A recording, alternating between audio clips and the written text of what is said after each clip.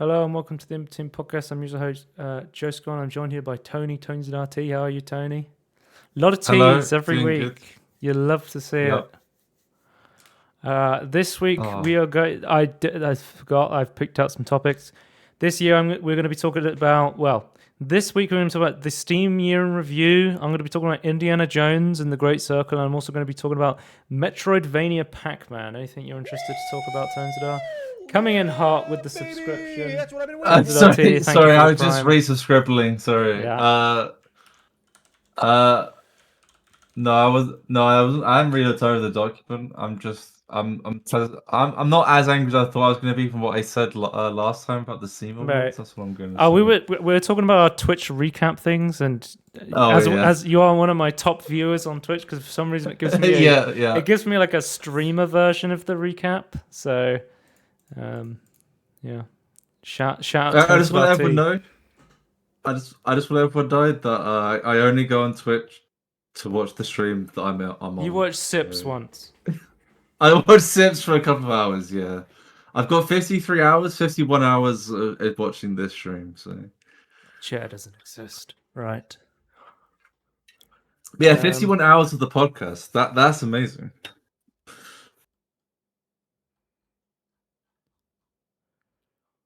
My Twitch recap just confirms that I just literally log on Twitch and watch Hearthstone Battlegrounds. Like that's all it says. Okay. Like it's like just chatting, Hearthstone, World of Warcraft, League of Legends, and I sprinkle in my favorite category: pools, hot tubs, and beaches. Probably one of my favorite categories on Twitch. You know, Yeah, I think that's understandable, really. have you ever seen pools, hot tubs, and beaches? Oh, yeah. Yeah, Yeah, I've seen the pools. The floaties are the new meta, I and then think, of is course the, I use so many third-party flamingo. emotes that it's all like my actual statistics on them. Like I watched Quinn for like 129 hours, but I've sent like 2,000 chats in his stream, and it's probably just the word fat over and over again. Okay. Fat isn't like an emote of like Homer Simpson, basically being Right. fat. But yeah, So yeah, mine doesn't say anything about chat messages because I've literally not sent any messages on Twitch this year. well, I had one stream I didn't type any chats in, so I was too busy. Then should we can talk about Spotify recap if you want. Did you get yours? Yeah, we do. Yeah, that's fine. I got. So we do Steam as well, right? You want to start with all the recaps? Yeah, fuck it. Let's do all the recaps because Okay. we're not gonna have. Well, there's not going to be any other time to talk about recaps. No, It feels no. like every single company in the world is like, we need to make a recap for your year now. Like, I'm going to be talking about my Xbox Battle Pass recap because I've been spending half of my year on Xbox Game Pass. It's the please don't leave us. Look how much you used this before. Yeah. I think numbers and statistics about your data are pretty interesting, at least to me. It's interesting, but I'm more criticizing the way they're packaging it. Like they make it like bigger than what it actually is. It's like I feel like the way Steam does it is much nicer, but we'll get onto that. Yeah. But I did want to point out, okay, so last year my number one artist was JPEG Mafia because he released an album. This year JPEG Mafia also released an album, so he was also my number one artist again. Okay. Because I just listened to his new albums on repeat. Gorillaz at number they're 5. so fucking good. Gorillaz has been number What do I one expect? before, but Gorillaz did not release an album this year. So they did not Right. make it. Even though they did release an album last year and JPEG Mafia still won. I wasn't the biggest fan of Cracker Island, I'll be honest with you. But Tony, I want to point out Right. two of my top artists are jazz musicians, and two of my top songs are jazz songs. So jazz did make its way into my Spotify. I have been actually listening to quite a bit of jazz this year. We've got some. Now, if your number 4 got a longer title, it just didn't fit. I recovered Or from is that this. the No, that is the full Okay. title. That's Okay, no, I just couldn't tell. JPEG Mafia's new song. Okay. I lay No, down. I couldn't your tell if it was life like a for more you. general statement that was like deep, or is like I think- extra stuff was available. My top songs. Art Blakey and the Jazz Messengers there. Apparently, I was top 2% for JPEG Murphy listeners. They did not tell me. Like last year, you said they did like the tarot cards. I was like the hypnotist or something because I sit down and actually listen to albums, unlike most people on Spotify, apparently. I had no idea because this is the first time I actually ever flipping launched it properly. Because I had to. Well, I had to do because the app on my phone didn't just have it on the homepage. I had to scan it in from the website on my computer. You also had like double my hours listened, and I was like, yeah. Well, that's probably because. But I think the reason was because I saw some of my friends' ones and they had more hours than me, and I was like, the problem is I listen to a lot of video game soundtracks and none of them are on Spotify, so I listen to a lot of music on YouTube, unfortunately. So I could not get that data. I also listen to my own music on my computer, like I use this like as well. So I've got some hours on that as well. But I listen to Spotify every day. But yeah, you were what was your artist that you were listening to? Shall I pull it up here? Yeah, pull it up. I think it's Code Black was number 1, I believe. Code Black, here he is. I was on the a Tweakers, Linkin Park coming in hot. Did you listen to new Linkin Park or is this old Linkin Park? At the moment it's just old Linkin Park, but I was actually getting to the newer stuff. Because I actually have been listening to the new stuff because it's been playing in like the League of Legends World Cup and Arcane. Okay.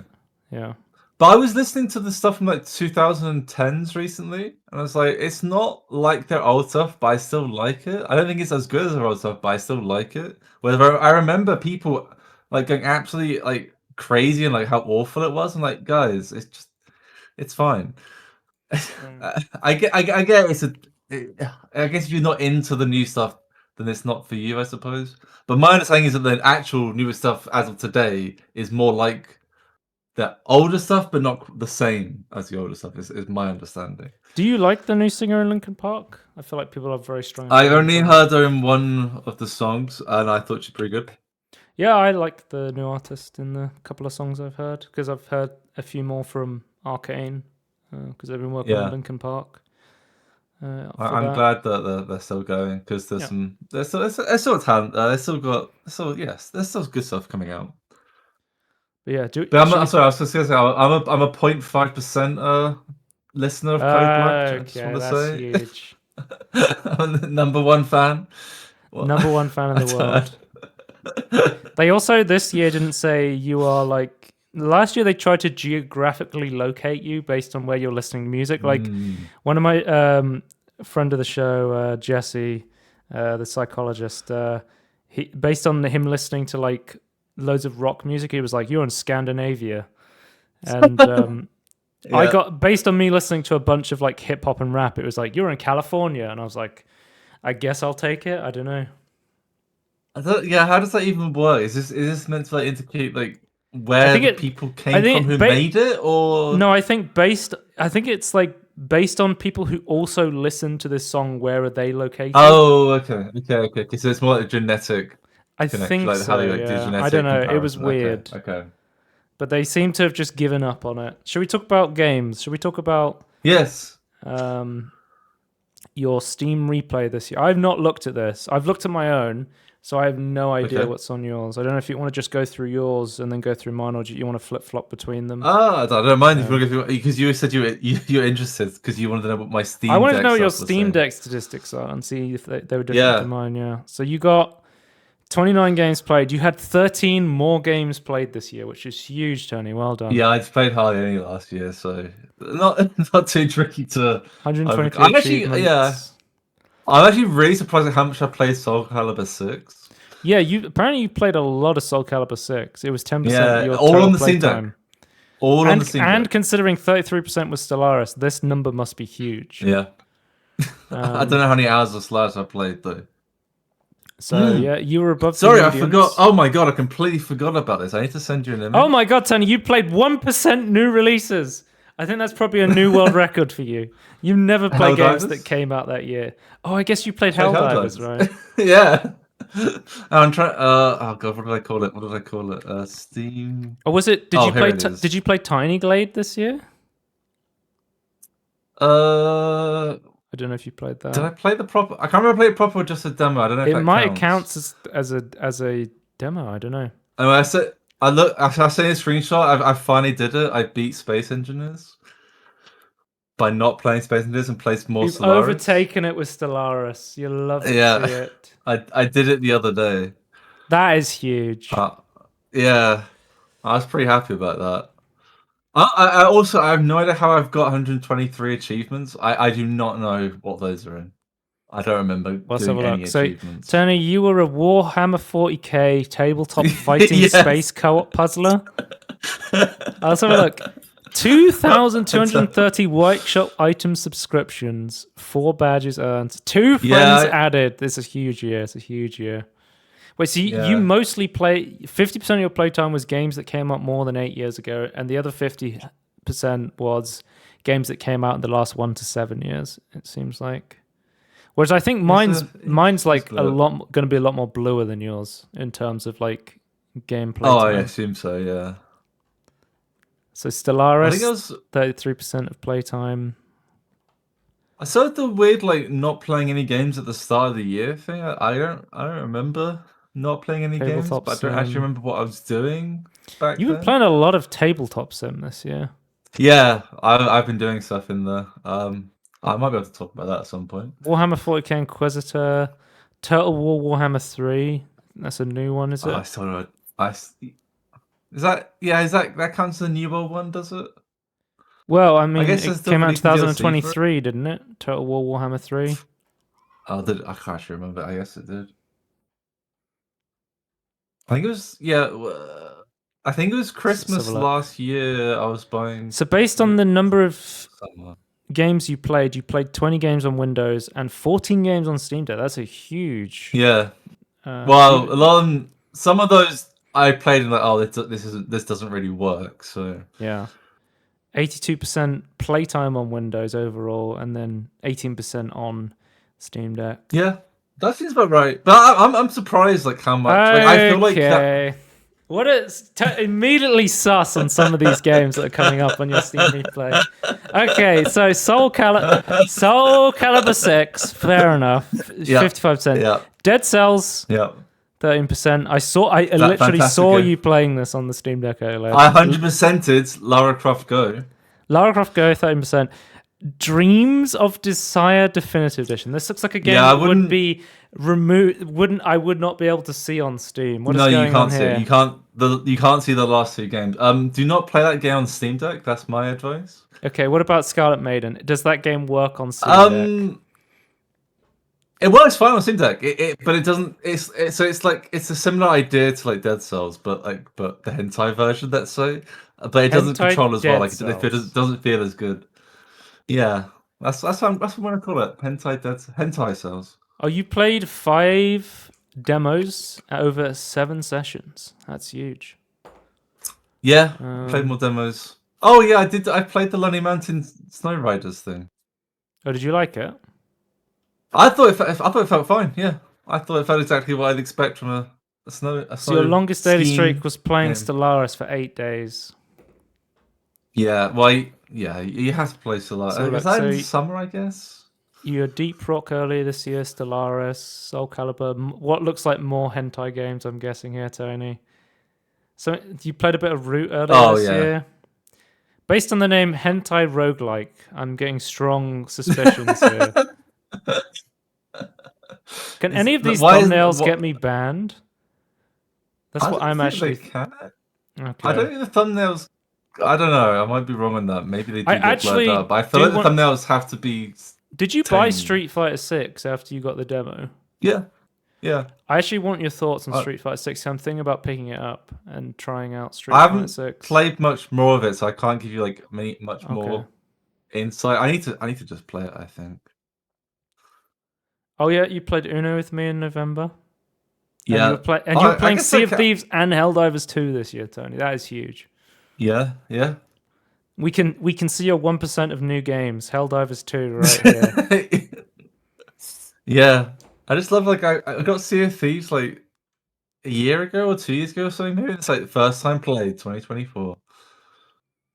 Right, so let's have a look at my Steam replay thing. Oh, I'm pressing Control next page, but it's not doing it. There we go.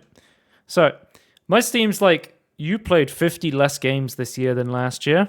And then I go to my Xbox Game Pass one, and it's like, you played 40 games on Xbox Game Pass. And I'm like, well, yeah, that kind of makes up the difference for the Steam one. So I'll go over my Xbox one afterwards, because there's a bunch of games I've been playing on Game Pass. Yeah. But I have like, let's have a look at yours so I can compare them. I think I have more of a breakdown again. So my number one game played on Steam this year was Deadlock. It was like hundreds of hours I played on Deadlock this year. 111 sessions though. Oh my god. Look at Bellatra, 120 sessions of Bellatra. Yeah, that's insane. I can show you my backlogged for these games, because I was keeping track of these. Like if I open, I can show you like what they look like quickly. Deadlock. If I show you here, like my log, I haven't played it in a few months, but it's like, it's just like playing Deadlock, playing Deadlock, playing Deadlock, playing Deadlock, playing Deadlock, playing Deadlock. Or like Bellatro, for example, would be back in like February. It's just like Bellatro. It's like so like chunked together when I was playing the game. So the Steam median of 13 achievements, I got 564 this year. I played 60 games on Steam, and my longest streak was 21 days. So Tony, 65% of the games I played this year came out this year. You're very I love playing new games. I'm always playing new games if I can. I'm so far behind like playing stuff. Like I've just been like playing new games. Oh, my new games to backlog me, is like still I've owned huge. for ages. So like for me, like 32% was in the last 7 years. When it comes to classic, you had like 50% classic. My classic games are like 3%. Yeah, I got inverse. If something's like 8 or more years, I'm usually not playing it. Apparently, at least not this year. Wait, what's your category? That's interesting. So MOBA, Deadlock, Roguelike Deadlock is Bellatro, Hero Shooter is Marvel Rivals, Metroidvania is Animal Well, and I think Blasphemous earlier this year. 3D platformer. What 3D platformer was I playing this year? I actually can't think what 3D platformer I was playing this year. Am I just completely blanking on this? I'll have to like reverse engineer this when I see some of my games. Wasn't there a couple of smaller games you tried to play? Oh, one that you tried to play, and there's maybe another one. Let's have a look. So, Deadlock, Jacob Lash is an asshole. Some of them have like a customized thing. I don't know if I talked about this before. There's a character in Deadlock called Jacob Lash, and his entire bio is Jacob Lash is an asshole, which is why this is the thing. So, like August, September, October, I was just spamming Deadlock. Absolutely addicted to this game. Bellatro, we got Nope. So there's like a card that has a 1 in 4 chance of giving you a what is it again? It's a 1 in 4 chance of giving you a negative Joker, is it, or something like that? I can't even fucking remember off the top of my head. It basically just goes nope if it doesn't give it to you, sort of thing. But you always try and take it because it's really good.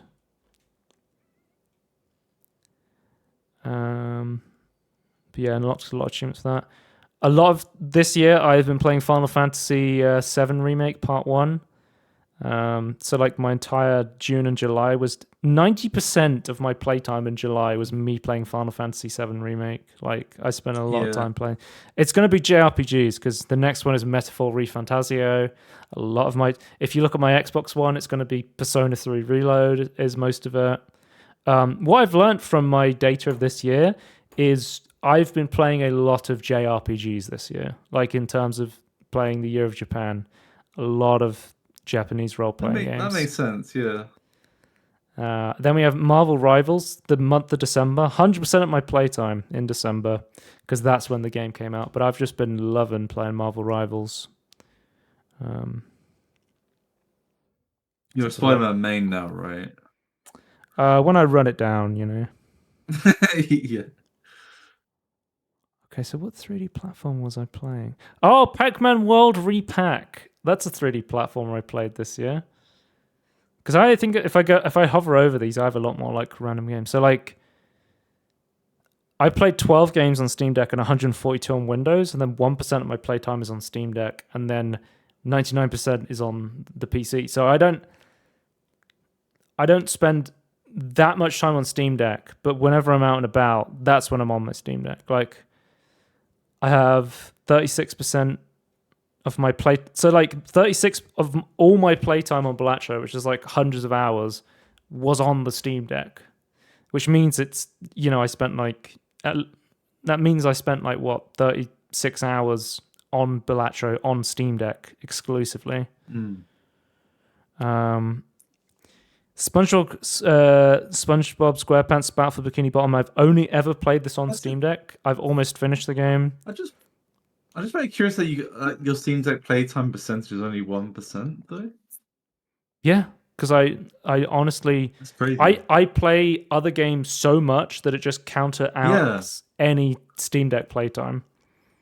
Yeah, that's just found that crazy because mine's 18%. So also, I need to point out, a fifth. I played the entirety of Celeste on a plane in offline mode. Offline playtime is not included. So according to Steam, I've never fucking played Celeste, despite having the achievement for beating the game with like two minutes of playtime. So there should be 8 hours of Celeste on here because I fucking beat that thing on 2 flights, 4 4-hour flights. So. Yep. There should be Celeste on here. So 29% of my playtime was with the controller. Final Fantasy VII, Metaphor, Blasphemous, Animal Well, Resident Evil 2 Revelations.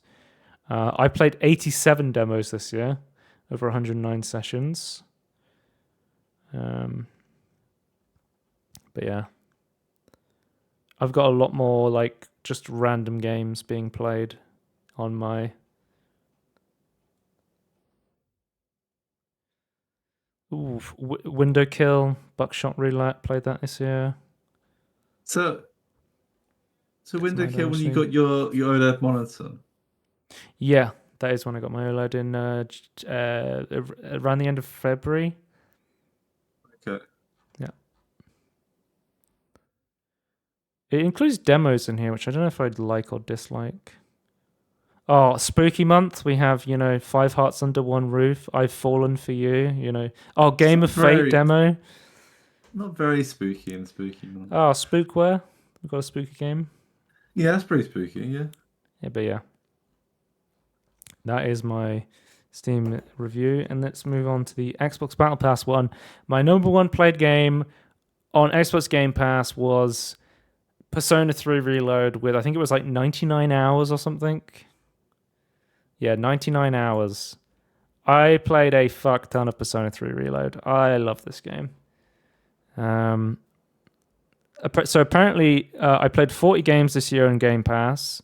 So I've been subbed to Game Pass for almost a year now, and during that year of Game Pass, I played 332 hours of games. That's crazy. And it all on PC because I don't own an Xbox console. Action, and so I spent most of my time on action and adventure, role playing, 8% shooter, 3% platformer, 2% other. So my top games were Persona 3 Reload, Pal World, Another Crab's Treasure. Then I also have Call of Duty, Indiana Jones, Lightyear Frontier, High on Life, Warhammer Bolt Gun, Hi-Fi Rush, Sea of Thieves, which is just on Steam, but it's linked here for some reason. Yeah. New Super Lucky Tale, Pac-Man Museum, Hellblade 2, Cocoon, Turnip Boy Robs a Bank, The Gunk, Little Gator Game, Dark Tide, Slayers X, Gears of War.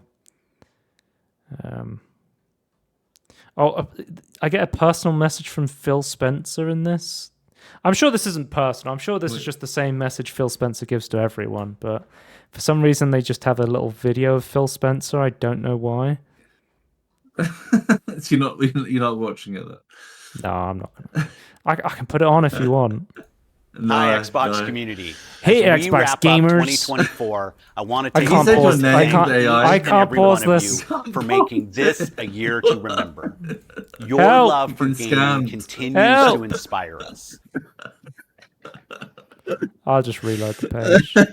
What up? If he came in, he's like, "What up, gamers?" Then I would have, shown him some more respect. If he came in and said, "Yo, Scorn." they just AI dub him, and they're like, Yeah, hey, how's it going, Scorn 2000? I love to see that you were playing a lot of bad dub. I love that you were playing a bunch of Persona 3 Reload this year. I think that's totally epic, cool, man. That's what I want. That I'm just embarrassing AI usage. Yeah, there's our years in review.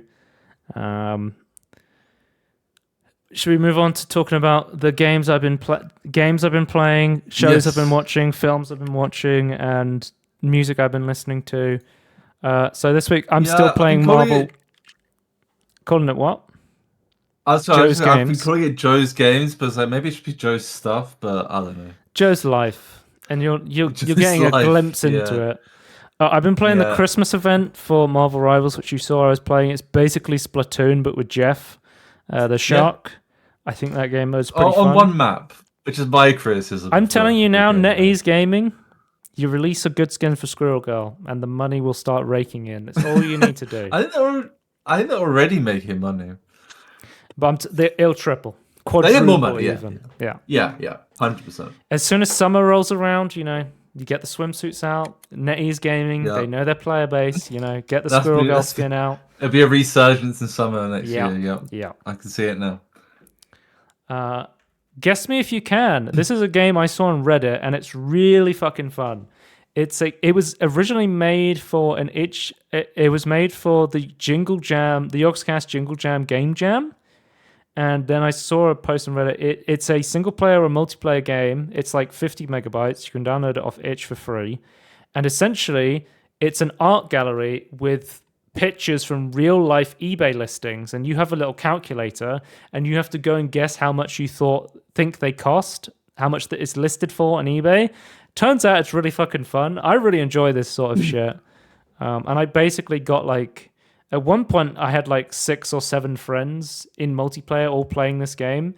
And then I think we broke the game to a point where I went in the Discord server and said to because I clicked on it and I was like, oh, there's a Discord link in the game. And I was speaking to the dev of this game on Discord, and I was like, I think we broke the game.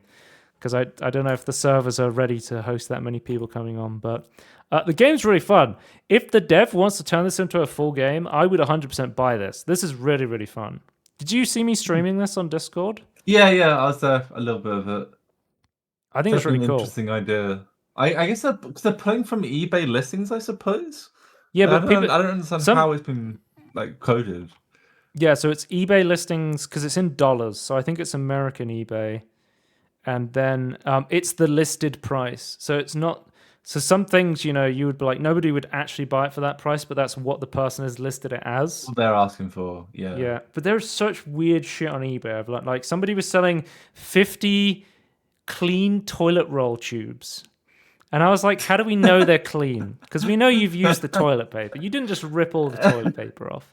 And I'm like, this must be some arts and crafts stuff. But, I don't know if I would trust the toilet paper tubes on eBay. I'm going to be 100%. It's recycling. It's recycling. There's a lot of one thing I've learned is Pokemon shit sells for a lot. Any Japanese Pokemon stuff, hundreds of dollars. But at least in America. I guess that's true around the world, I suppose. But then... and haunted stuff. That sells for a little bit as well. Oh, so I've seen a lot of any spookiness. Genuinely haunted stuff, to which I was like, how do we know this is genuinely haunted? Lots of classic Playboys, which I'm not sure if this game's supposed to be family friendly, but if it is, they need to remove the Playboy listings because there's some very not safe for work stuff on those cover art or, product photos. Then as well, I've also been playing Indiana Jones and the Great Circle. I've been playing this on Game Pass. I am 23 hours in, Tony, and let me say this now. Indiana Jones and the Great Circle is in contention for my game of the year. It is really fucking good. It's really fucking good. Yes. Okay. It's not just a great, game that makes you feel like Indiana Jones. It is a great game in general. It is Okay. Machine Games firing all cylinders. If you are a fan of the Wolfenstein games, it is taking that Indiana Jones universe of like mix of like, you know, archaeology, exploration, puzzle solving, adventure, exploring, and just adding these like stealthy, immersive. It's almost like it's a light immersive sim, I would say. Indiana Jones. Yeah, and the I've Great seen a lot of people Circle. say immersive sim light. Yeah. There's obviously, as an immersive sim, like I'm obviously playing and I'm like, I wish I could just teleport around and just, you know, assassinate people. Like I wish it was Dishonored sometimes, but you know, I understand point, there's I suppose. limitations. Yeah. But yeah, it's real. Like literally, the maps in this game are fucking huge. Like the first location you go to is the Vatican, and it's the entire fucking Vatican, and it's just it like looks go great. out and explore. And it's just like every time I get to a new area, I'm like, oh, okay, I'm gonna do this, and without a doubt, I will immediately go, oh wait, what's this over here? And I'll just like diegetically go and explore other places because I'm like, I wonder what happens if I break down this wall and go into this tomb. I wonder what's down here.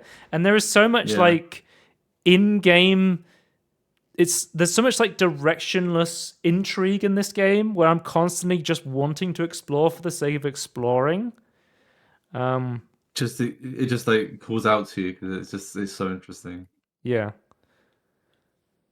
But yeah, this game is really fucking fun. It's id Tech as well, so it has like full ray tracing. It runs really well, and they've just nailed everything. Do you run it with ray tracing? I see. Is it when you have to have like illuminations always on or something? Yeah, like it requires a ray tracing because I think ray traced global illumination is on there, but the id Tech ray tracing stuff is really performant.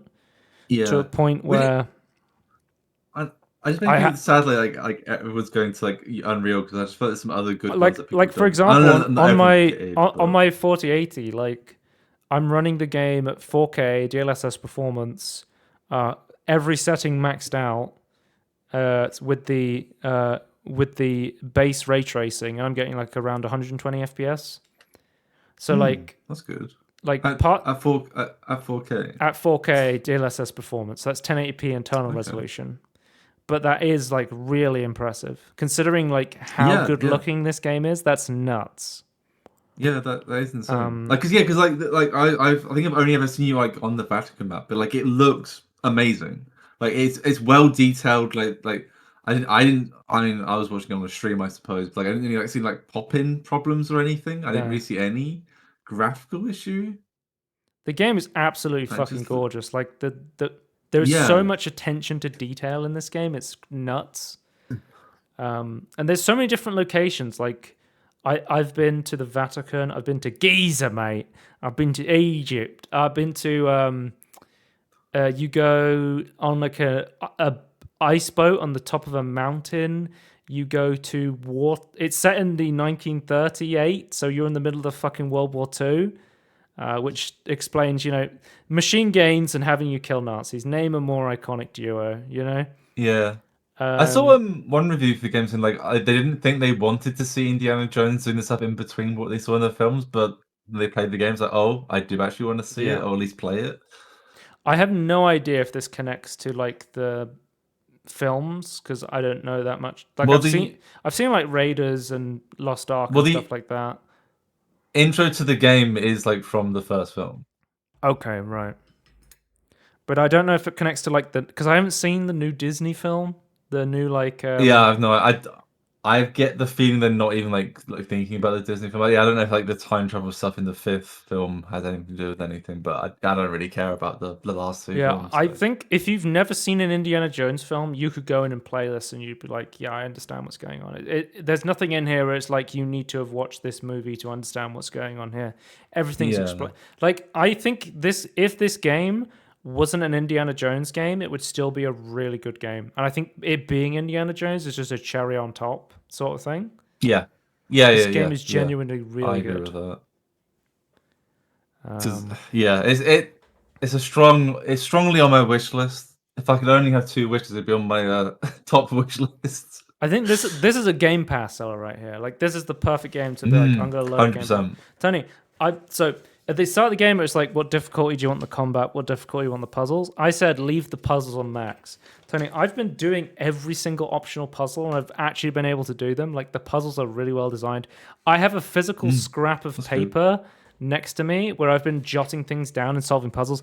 I've been playing Thai fucking checkers and doing that to solve puzzles and stuff like that. Like there's lots of really interesting puzzle stuff they have in here. But yeah, it's really, really cool. I think it's just like you having problems with like the diegetic menu selection, like trying to find stuff like in your like notes and things. And Yeah, I think it gets better as you get more used to it. But okay, it's a bit clunky. Yeah, it can be a bit clunky, but it's for the sake of more realism, which I'm not a big fan of. I'd rather just because, like, for example, it's like you go up to a door and then it prompts you to pull out a key. And then it prompts you to put in the key and then turn the key and then you open the door. I think it's like, I would make it just open the door if I have the key, but they're very much no, let's add those physical actions in there sort of thing. Yeah, I think for me, for what I was seeing, I obviously haven't played it, but to me, like the key thing was fine for me. That's what because it's like it's just like press E to pull out the key and then you did it. I was like, that's fine to me. It was when you were trying to find a specific note, it's like, why can't you I had just to go through all my notes. Yeah. I would much rather have a system where it's like you have a menu system and then you have the animation. So sometimes go very quickly to show it. You're trying to open a chest and it'll specifically give you like, because they're split up into like mysteries, footwork is what they're called, or stuff like that, and it'll split them up in your inventory, in your like quest log. And if you're stood next to it, and it specifically gives you a quest marker for it, it'll be like, okay, you're trying to open this chest. This chest is the challenge riddle. Here's all the notes for this chest. That's really fucking useful, but they don't do that all the time. Sometimes I have to go through like 20 notes I've picked up to find one specific note I need for a random chest. Yeah. And that's the sort of stuff where I'm like, this is kind of tedious. I feel like it's like sometimes it's just like, I just feel like sort it better. Like I feel like it's not necessary. It is because of like the way they've done like the diegetic menu thing, but they could still sort it better with that in mind. I just feel like optimize for ease a little bit more. The thing I love about this game is the game gives you a gun. It gives you opportunity to like have multiple guns, TNT, dynamite, all this shit. And my favorite, and I'm always like, no, I want to smash a Nazi over the head with a guitar. Like that's always what I want to do. Or you see like a Nazi stood next to a cliff, and you're like, well, obviously I'm going to push him off the cliff. Like I saw someone say it's like really fun to be like, oh, you're hitting, like you'll find someone with a weapon, but it breaks. You then rush around to get another one. It's actually like an actual fun mechanic in of itself. I spend most of my time. I basically go through every level like I am Corvo from Dishonored, and I try and just like stealth everyone as much as possible. And then as soon as somebody discovers me, I'm like, well, shit. And I'm just like, I just start grabbing logs and smacking people over the head and running away. And then that's when it goes loud. That's when I just become like running around, brawling with people. I like the authentic quips as well. It's like what I'd expect from a film if that happened. Like Indy's like sneaking around and you get, oh shit, I've been caught. And it's like just like oh. The soundtrack is great as well, and it's very like. Somebody spots you. It's like that motif from the film. It's like do do do. It's like somebody spotted you. What's going on? It is. You know what game it kind of reminds me of? The stealth in this game kind of reminds me of Hitman, like the new Hitman games. Oh, a little bit. But it's just like Hitman you have just costumes picks up like a frying pan and just throws it across the fucking map at something. Yeah, you have disguises in this game, and it affects how like where you can go on the map and stuff like that. That is very much Hitman like. Yeah, I didn't think of it like that before. But we're going to need to do a full tangerine on this because I have a lot more to say about this. Yeah. And I need to finish it and give my full thoughts. But Tony, Indiana Jones and the Great Circle, one of my front runners for Game of the Year. Don't sleep on this game because it came out in December. No. It's really fucking good. It is really, really good, especially if you're a fan of the Machine Games' previous works, like the Wolfenstein games. It's not as action-oriented as those, but it is really fucking good. I was I was actually entirely expecting this game to be like, oh, it looks good, but it's like an okay game that has a tie-in tie into a well-known franchise that elevates it. But Yeah, it's just, IP games yeah, just great. usually aren't that great historically, but I feel like they've been like you look at like Spider-Man recently from Insomniac. What's That's some other true. Marvel Rivals is a great game. yeah. I'm trying to think. Is there any other like IP games? I feel like there are just completely blanking Batman on them at the Arkham moment. comes off the top of my head. Yeah. The original Arkham games. I guess it's the thing is that when a game is so good, you forget they're like a tie-in game. Which is interesting. Let's move on. So yeah, those are the games I've been playing. I already talked about Indiana Jones a bunch, so I guess I don't need to ask you what you're going to talk about. Tony, I've watched the first 2 series of Beastars. Because I told you I started watching. I told you the previous week, and I was like, I don't know about this show. Because I was like, is it just a show for furries? Because it is like, it's very highly rated, and it's on net. I think it's like literally made by Netflix, and I'm like, okay, let me watch this and see what it's like. Because it's like, it's anime furry stuff by Netflix, and I was like, you know what? Everything in the universe is telling me not to watch this, so let me try and watch it and see what it's about. Essentially, the concept of the show, if you don't remember what I was talking about last week, is it's anthropomorphic animals, and there's carnivores and herbivores live together in society in like harmony. The problem is carnivores still have the want to eat herbivores, and the main story of Beastars is we follow a giant great wolf called Legacy, and suddenly one day he goes, oh shit, there's this bunny rabbit that I really want to eat. And that's kind of the core concept of the show, right?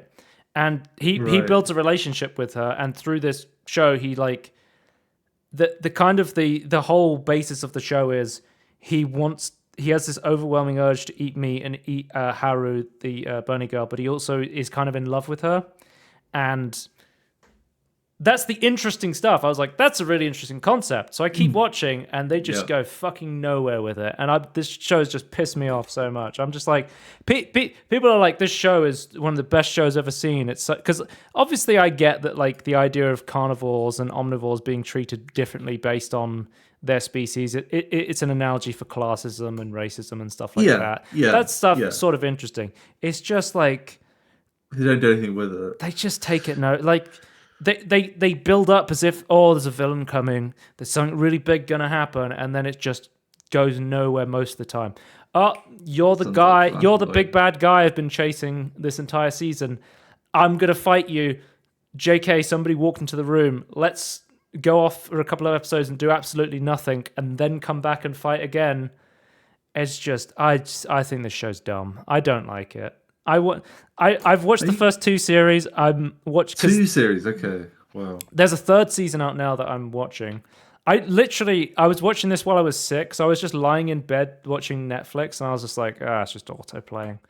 I'll just let it auto play. It's fine. But yeah, because I was because disappointing.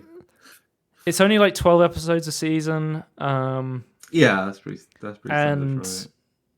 But it's like the fucking Louis just randomly becoming a mob boss in season 2 for no reason. I'm like, why are we doing this? Like, it's because they have other good ideas they're not using, that instead of just doing other random stuff.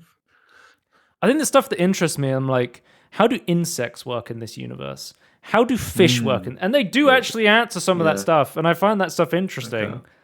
But it's just, for the most time, it's just like, here's an episode about a leopard and a sheep going shopping. And I'm like, I don't care.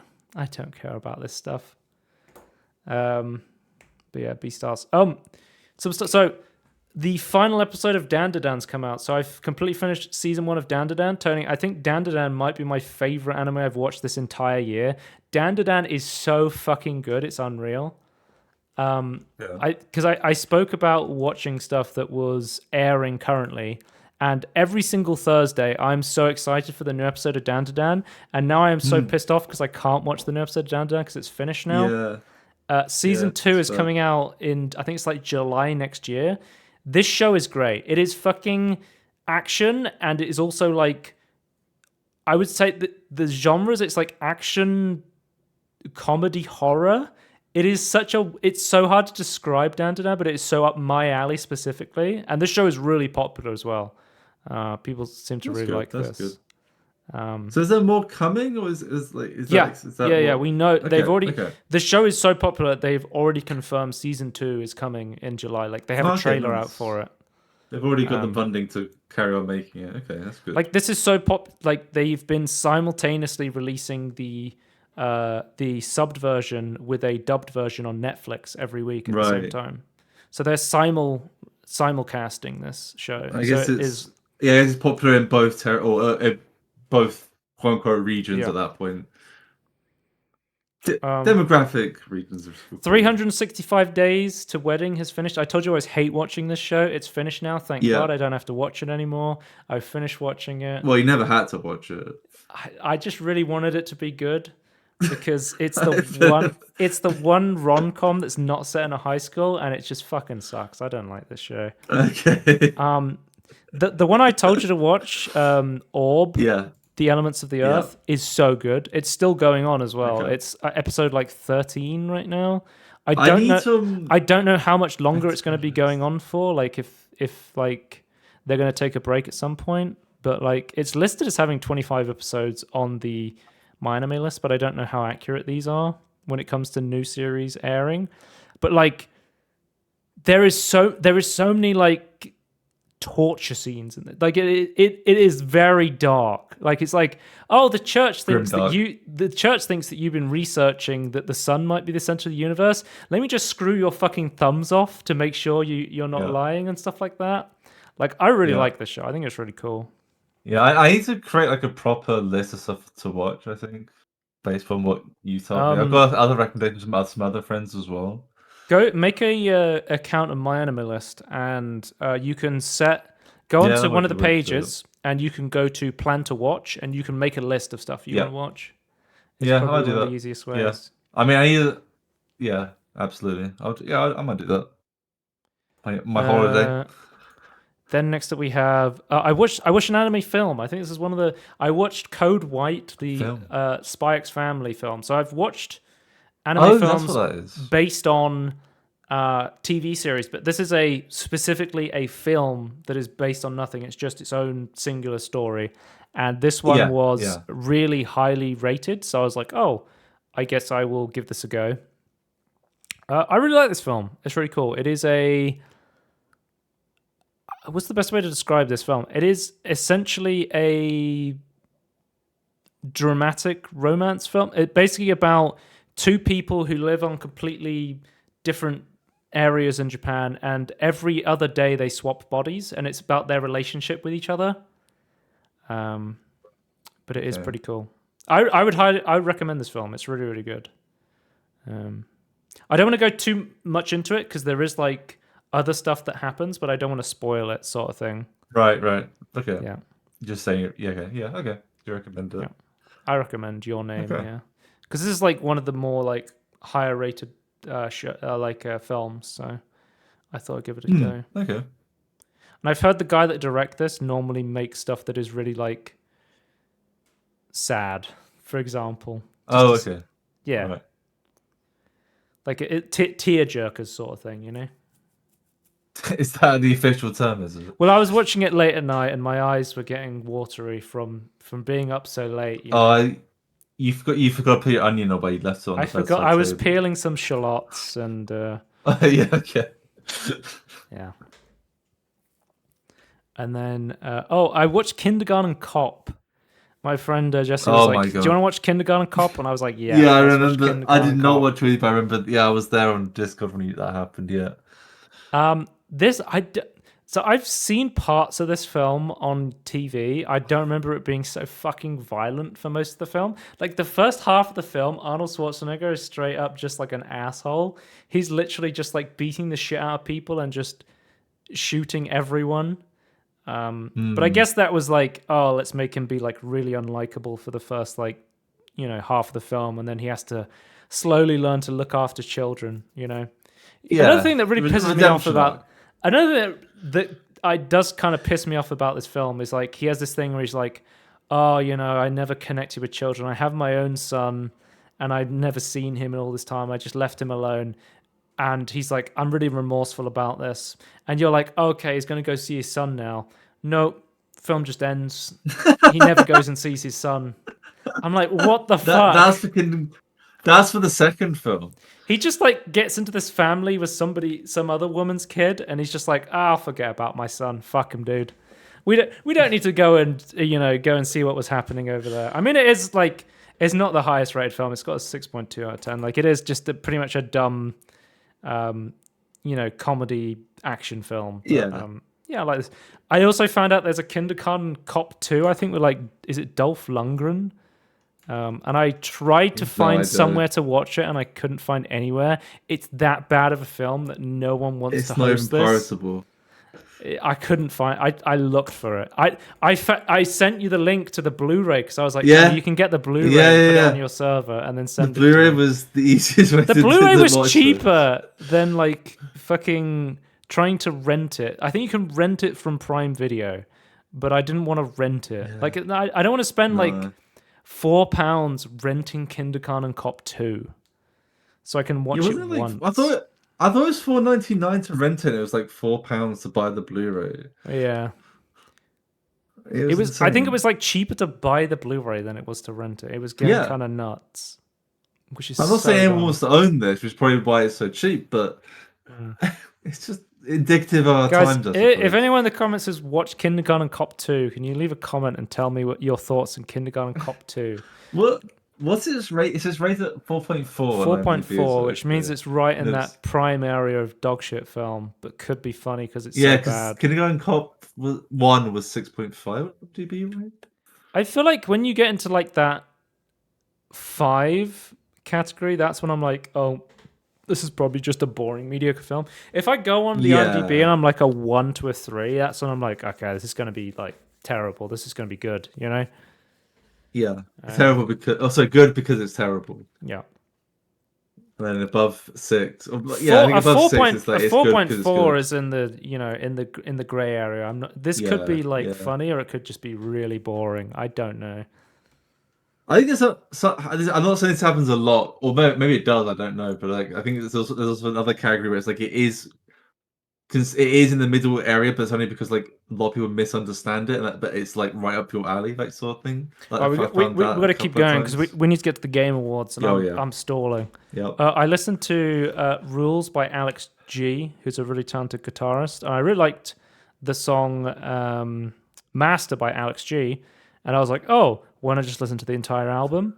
I gave the entire album like a 2.5 out of 5. I was like, I listened to the other tracks and I was like, I don't really like these other tracks as much as I liked this instrumental track. So I was like, maybe I'm just an instrumental Alex G fan. Maybe I just like the one instrumental track he does where he plays the guitar. And then I also listened to LP by JPEG Mafia because I was listening to some of the songs on this album and then I just let them keep auto playing and I listened to the second half of the album. And then I was like, why not just listen to the entire album? So I did, and I was like, yeah, this album is sick. I really like JPEG Mafia. It's definitely one of my favorite artists the past couple of years. I believe the category you would put him in is alternative hip hop. Is probably where you would alternative rap, alternative hip hop. Yeah. But anyway, let's move on to trailers. We have Ultimate Sheep Raccoon. So from the team that bought you Ultimate Chicken Horse, which was a game about building platforms to platform on with your friends. We have a brand new game, which is coming out 2025. It is a bike racing party game. So instead of being a platformer, it's a racing game, but you basically get to choose all the obstacles. I think this looks really, really cool. I'm excited to try this one out. I like. Have you ever played Ultimate Chicken Horse? I don't think I have myself. I think I might own it, but I don't think I've played. But I know how it plays. But yeah. I've played this a lot with my friends, so excited to try out something new. I think this, to me, is more interesting than the Chicken Horse. It's got that real, trials physics, That's what I mean. There's the bike game. Oh, you can drop honey out the back of your bike. That's cool. Yeah. That must be some sort of power up you can do, because you had like slowing down time was like a power up in the first game, and then in the other one you had the ability to like pick up coins for bonus points and stuff like that. So it's interesting to see they've got like some what looks like returning traps, but also new mechanics. I guess slowing down time wouldn't be that useful here. I don't know. It depends if there's any if changing your center math does anything. Then we have we've got a huge. These are just like Joe and Joe's friends group announcements. We have Golf for Your Friends too. I have hundreds of hours in Golf for Your Friends. It's one of my most played games. Golf for Your Friends is definitely like a COVID game for me, where I just sat and played golf with my friends throughout the entirety of COVID. And you know me, I like collecting golf games. I think they are just like arcade golf games are really relaxing to just boot up and talk to your friends with. So I'm excited for a new one to come. We really don't have much information other than just like a small sneak peek of like a background. But we do know that it's going to have new courses, cross-platform, multiplayer, cross-platform level editor, hazardous weather system, and improved physics. Okay. Balatro Friends of Jimbo. Did you see this trailer, by the way? They hired Ben Starr to play Jimbo in the new trailer for the new collabs that's coming to Balatro. If you don't know Ben Starr, he plays Clive in Final Fantasy 16. He's like a okay. He's like a pretty out there voice actor on like social media and stuff. You may know him from the meme of Elden. Do you remember the last Game Awards where there was that guy getting blinded by the lights? That's Ben Starr. Oh. But yeah, we have Divinity Original Sin, Shovel Knight, Potion Craft, Enter the Gungeon, Cult of the Lamb, Don't Starve, 1000X Resist, and Warframe are all coming to Balatro as customizable cosmetic cards. Can I just say again, I think Shovel Knight might be the indie game with the most crossovers in history. Yeah. They're everywhere. Cool to see like the crossover stuff. It's nice to see from Balatro. I hope they do some like gameplay stuff. I'm hoping that we get some like new Jokers or some more like challenging stuff to do, like some more game modes maybe potentially. I would like to see some more Balatro stuff that isn't cosmetic stuff. Yeah, 100%. Then we have the Talos Principle Reawakened. Tony, have you ever purchased a game and then never played? Have had it sit in your Steam inventory, your Steam library so long that they remastered the game you purchased? Yeah, that's what's happened to me with the Talos Principle, because I purchased this game and I was like, yeah, I'll get around to. I've heard the Talos Principle is like a really good puzzle game, and it's like Portal level puzzle game. Might be something I'm interested in. I'll get round to playing it at some point, and then they've literally remastered it in the time it's taken for me to like purchase it and even think about trying it. But it is Talos Principle 1 and its expansion Road to Genea, remade in Unreal Engine 5, which I believe the Talos Principle 2 is made in. It has a new story chapter called In the Beginning. There's a puzzle editor for modding, developer commentary, quality of life improvements, and yeah. Are you interested in the Talos Principle at all, Tony? I think I also own Talos Principle, but I don't know. It's I don't know. It's Crow Team, right? The guys who do Serious Sam. Yeah. It's one of their big franchises. Let's have a look at the But I'll say this is like I get people saying that I don't know the puzzles when I watch look at what the puzzles are, they don't like go, oh, I really want to solve this puzzle. I will say that, but I appreciate people say it's like when a really I look at good the puzzles, game, I go, this looks like it has a bunch of core defined ways to interact with things, and you have to interact with them in interesting ways, which looks like Portal to me, and I love Portal puzzles because that's the sort of puzzles that I like doing. I'm not interested in. I don't know. I feel like Portal has like a set of things that interact with each other that look satisfying, and I don't get that same satisfaction looking at Talos. The old Talos principle. The old Talius principle. Yeah. But yeah, that's coming next year. Early next year, according to the trailer. And then let's move on to announcements. Rocksmith 2014 is back on Steam. Ubisoft has been like quietly adding Steam achievements to Ubisoft games, and then they've even relisted Rocksmith after delisting it. I don't know if you've seen this. It seems like Ubisoft might be trying to gain back people's favors. If they could go ahead and do a bro solid and remove Ubisoft Connect from all of their games, that would be fantastic. Yeah. But it's back on sale for £2.70 if you want to pick up Rocksmith. And Tony, do you know how much DLC Rocksmith has? Is it Train Simulator level, or Yes. is it? I think it might be worse. Well, I assume there's like more tracks you can get, Tony, or more. Like, how is it actually? I don't know how it works. There is 1,200. Oh my god. And 26 DLCs for Rocksmith, and they're all like individual songs or like packs. Because I did an experiment, I was like, okay, let me try and add the 200 DLCs that I'm allowed to look at on one page into my basket, and it was like, this is going to cost you, I shit you not, £721.46 for 200 of the 1,200 DLCs. So times up by 6. So yeah, maybe don't buy all the DLC for Rocksmith. People have been saying you can just like mod it and then use like custom made songs instead. So that's probably the way to go. Yeah. I guess so. you only buy like a few ones at a time that you want. Like no one's gonna buy them all. Got to catch them all. Insane. Let's move on to releases. Indiana Jones and the Great Circle came out on the 9th of December. So the reviews are very positive. Let's see what people are saying.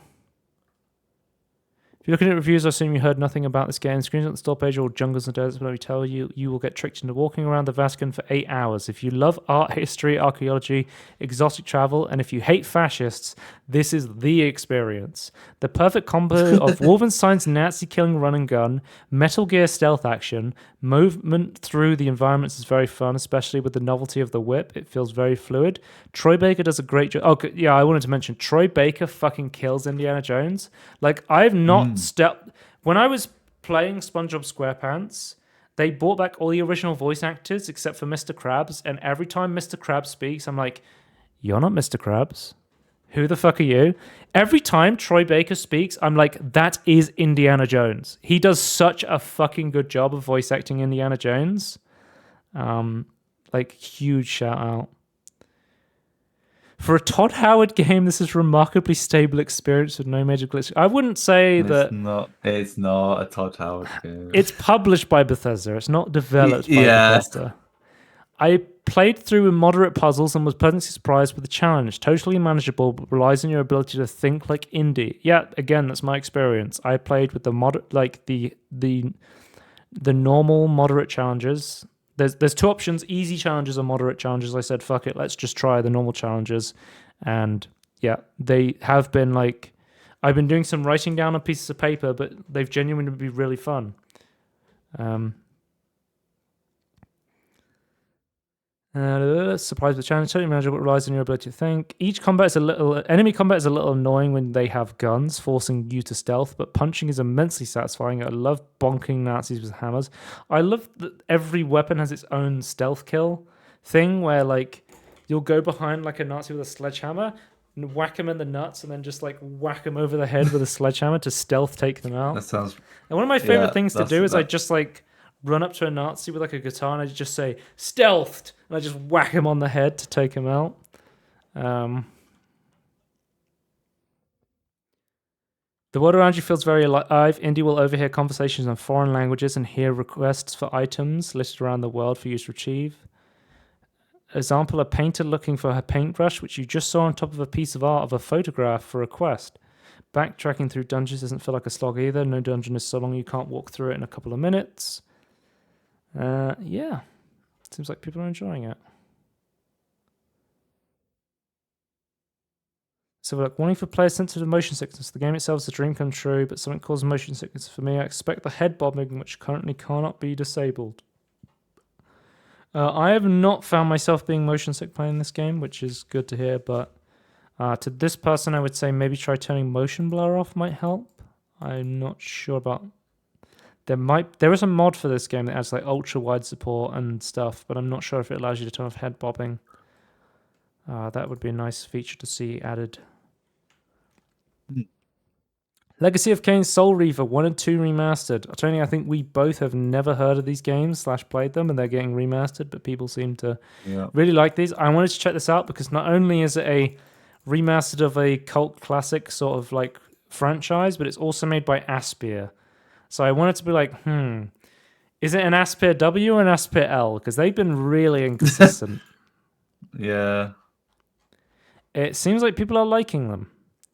My top game ever created, that I have all the physical media. Thank you for letting Raina Adron direct a remaster. Thank you for her and the team. This is the way you do a remaster for the new generation. Soul Reaver is a true definition of a game. A true first Metroidvania. I would write more, but this is... Give this gem a chance. I mean, you new generation of players for the old school game is happy days. We have a preserved awesome game. This is a Metroidvania, is it? Action, third-person platformer, puzzle. I guess you could kind of say it's not got Metroidvania. It's not got the tag.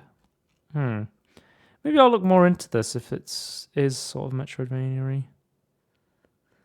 I've never played Soul Reaver 1 and 2, so I'm more interested in hearing what people who don't have a nostalgia think of it. And when I caught wind they're getting remastered, I held off a little longer. I heard that both fantastic games, and I've gotten to play them. I can say that I've heard it's 100% true. Puzzles are enjoyable and spread out enough that they're not a chore. This complexity feels just right. The world itself feels large for a game in its original time. There is fast travel, but it's restricted. There's not a great deal of direction, so you hire heavily on your compass. There are Metroidvania aspects to it, and there are collectibles that you can't acquire until you have a certain power. Combat is where it feels weakest, in my opinion. The fists are very short-ranged, but once you get a weapon, that range doesn't feel like it improves. He holds something like a spear so close to his body that it's still difficult to get a hit in.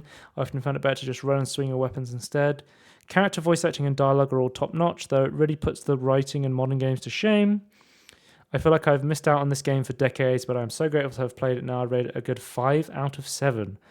Why? That is so a weird scale. That's a meme. Is it a meme? What's the meme? Yeah. It's a perfect score. It's 5 out of 7. Oh, okay, right. I don't know why it is. I don't know the rate. I've seen that many times. Okay, I will. Yeah, look it's more meant to be like into a really Legacy of Kain, useless. because that sounds interesting. But it's meant to be a really useless scale. Me Side. This is a psychological horror slice of life game. It's a game where you care for this anime girl, but then suddenly you get sucked inside the game, and weird shit starts going on. It is one of those games. I think this looks really interesting, and it has 23,000 overwhelmingly positive reviews on Steam, so it seems like people really like this. I think it has a really interesting concept. You know what it reminds me of? It's like a Doki Doki Literature Club, where it's just like taking a like established game genre and just like completely flipping it on its head with like a psychological horror thing going on. But let's see what people are saying. I was skeptical at first, but can now say this one here is kind of a masterpiece. Want to highlight an horror part of the game in my opinion, in my honest IMO. It's how horror games should have been made nowadays, because now they just jump scare and creepy ambient compilation. This one is about atmosphere, plot, and making you feel uncomfortable at certain moments. Overall solid 11 out of 10, an actual proper and published release in 2024. Trying to find a review with more substance.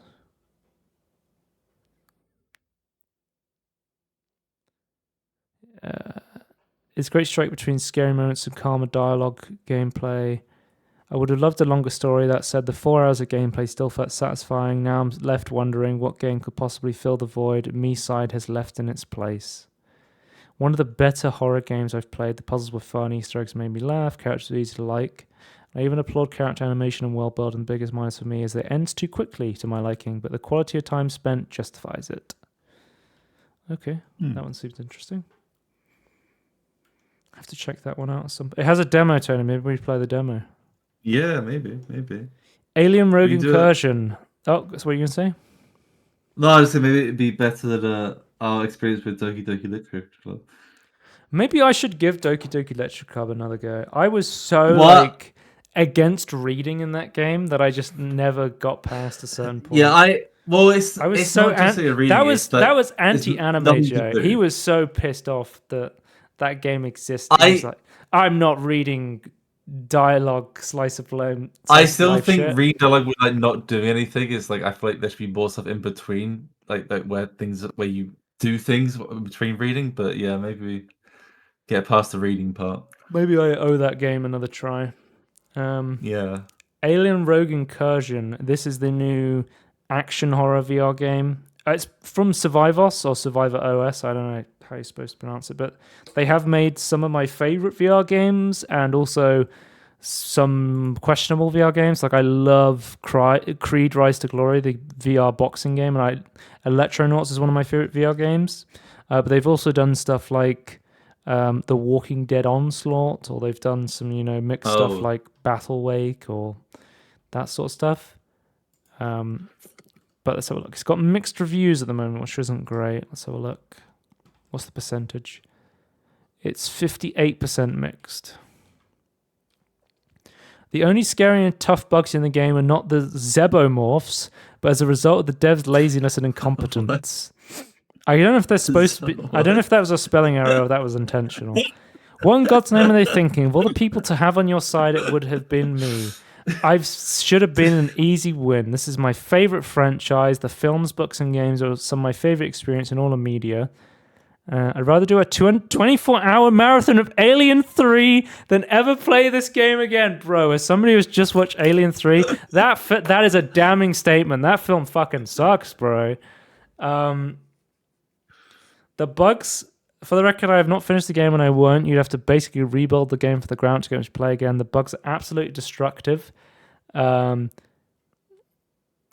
so sick of having to replay the same section over and over again because of the incompetence. In half an hour, I was launched into the skybox, glitched into the floor, hard crashed the game, and couldn't reload my guns. Then just half an hour out of the 6.5 hours of bugs.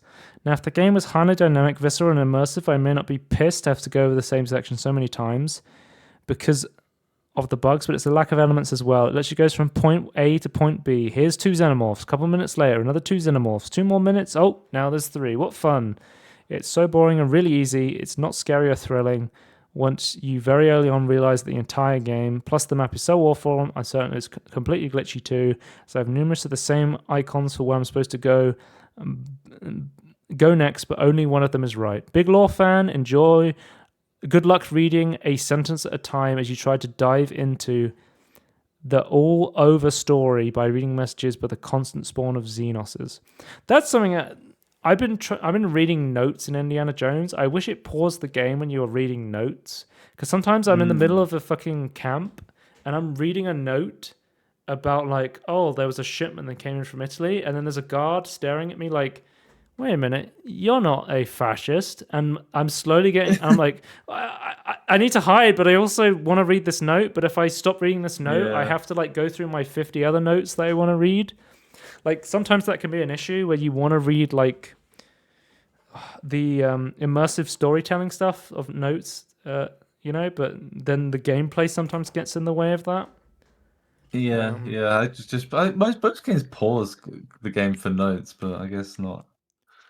I don't think it's an issue to pause the game for. It's not like I'm going to abuse anything by having the game pause. Yeah, they're not going to abuse it.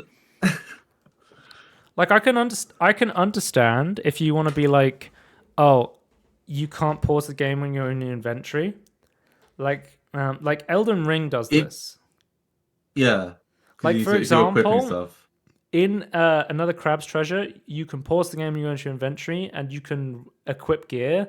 So what I would do is I would go and equip like umami regeneration stuff, regenerate a bunch of umami, and then pause the game, and then swap out all of my gear, and then take umami buffing stuff instead. So I would like just maybe pause the game mid-combat to like optimize my gear, which you could say is not intended sort of thing. So I can understand if you want to be like, okay, this is going to get in the way of gameplay stuff. It's a balancing issue. Yeah, that's a gameplay.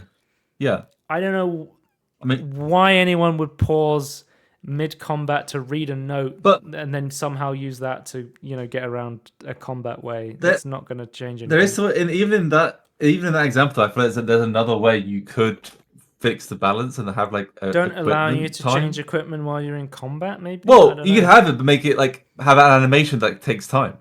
Also, I would love if every single game that had quick saves that had auto saves rather than quick saves, give me the ability to save the game exactly where I am, but as soon as I do it, I have to close the game.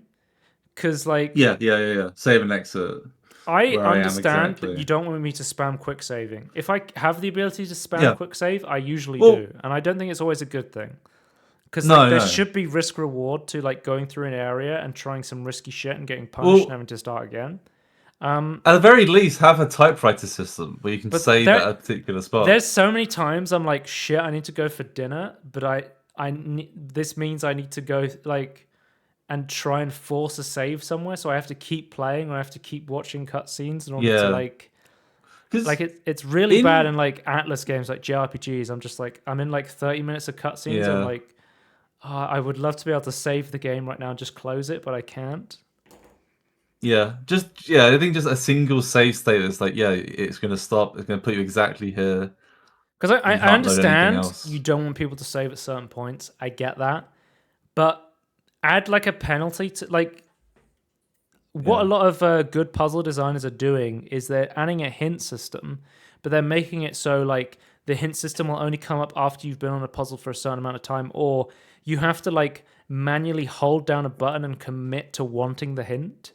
It's not something you can do really easily, because when the way the human brain works is if you have easy access to something, you're going to do it, like quick saving, like hints, but if the game's like, look, you need to go off somewhere and do something, you can save the game, but you have to close the entire game and reopen it when you want to play again.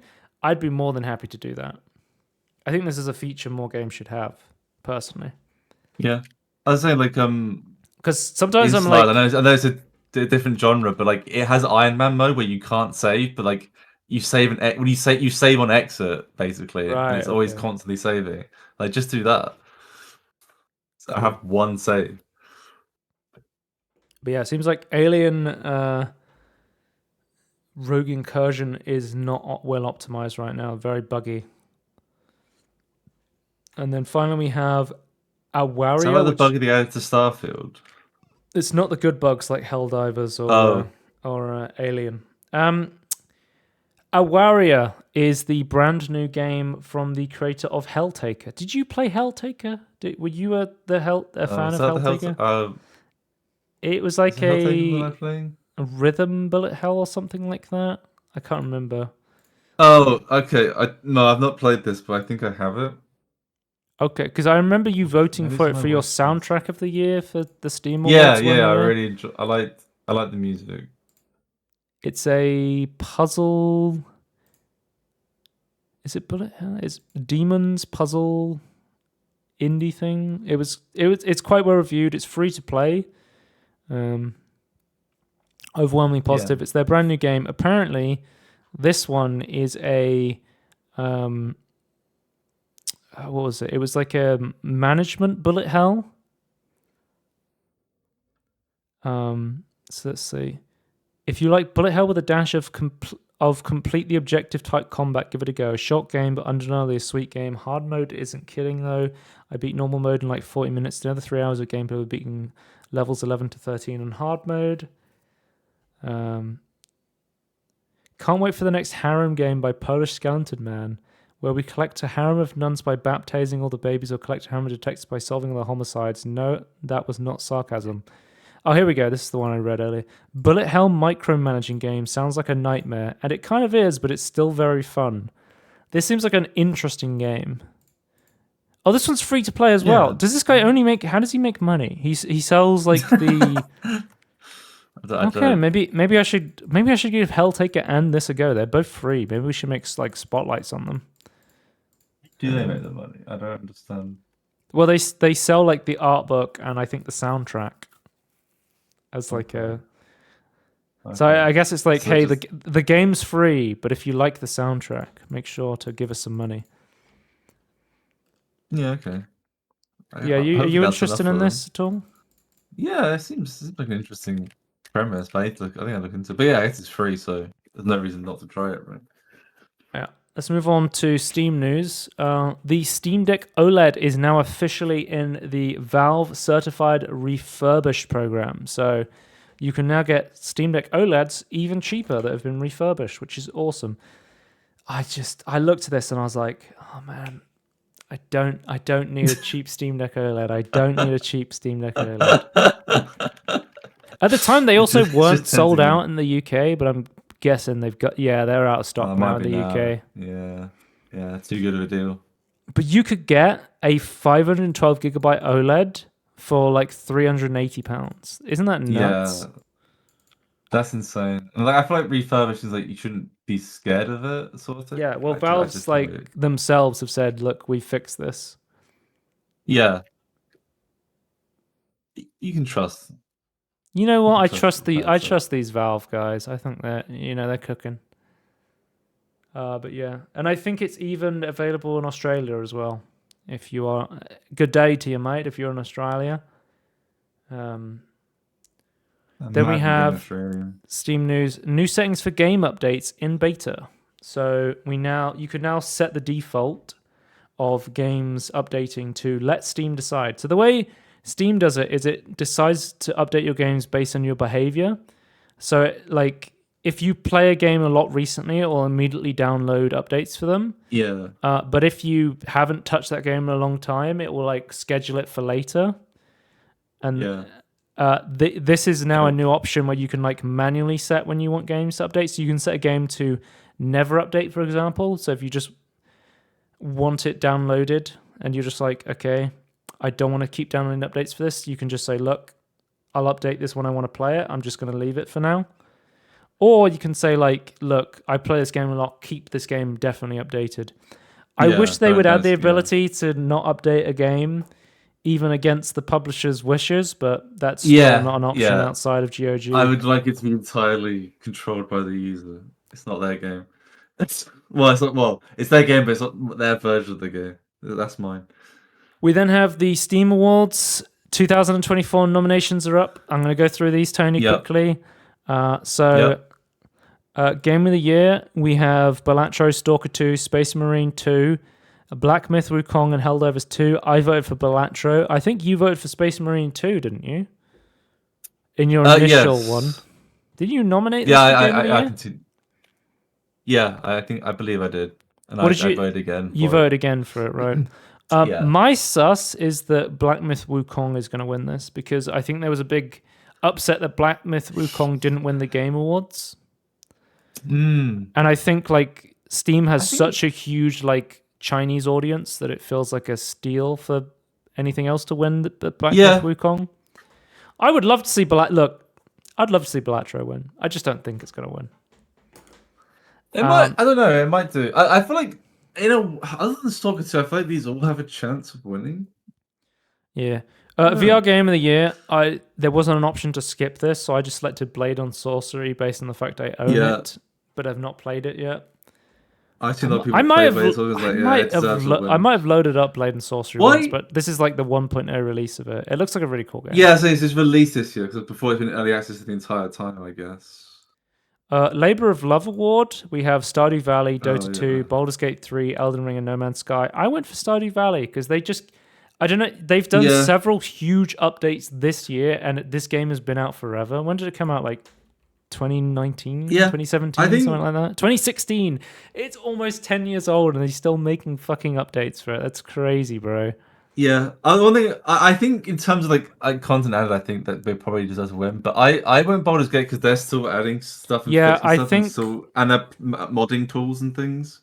I think I would be happy with most of these, other than I have no idea what Elden Ring is here, but it's popular. What has Elden so- Ring been doing? Does DLC count? Yeah, they added a DLC, but the game still has stuttering issues. not- Kind of runs like shit. Yeah. They added ray tracing to Nah. it, but no upscaling, which is one of the most confusing. And the ray tracing does like absolutely nothing to the visuals, but make it run worse. Yeah. Best game on Steam Deck, we have Hades 2, Balatro, Deep Rock Galactic Survivor, Rogue Trader Warhammer, and God of War Ragnarok.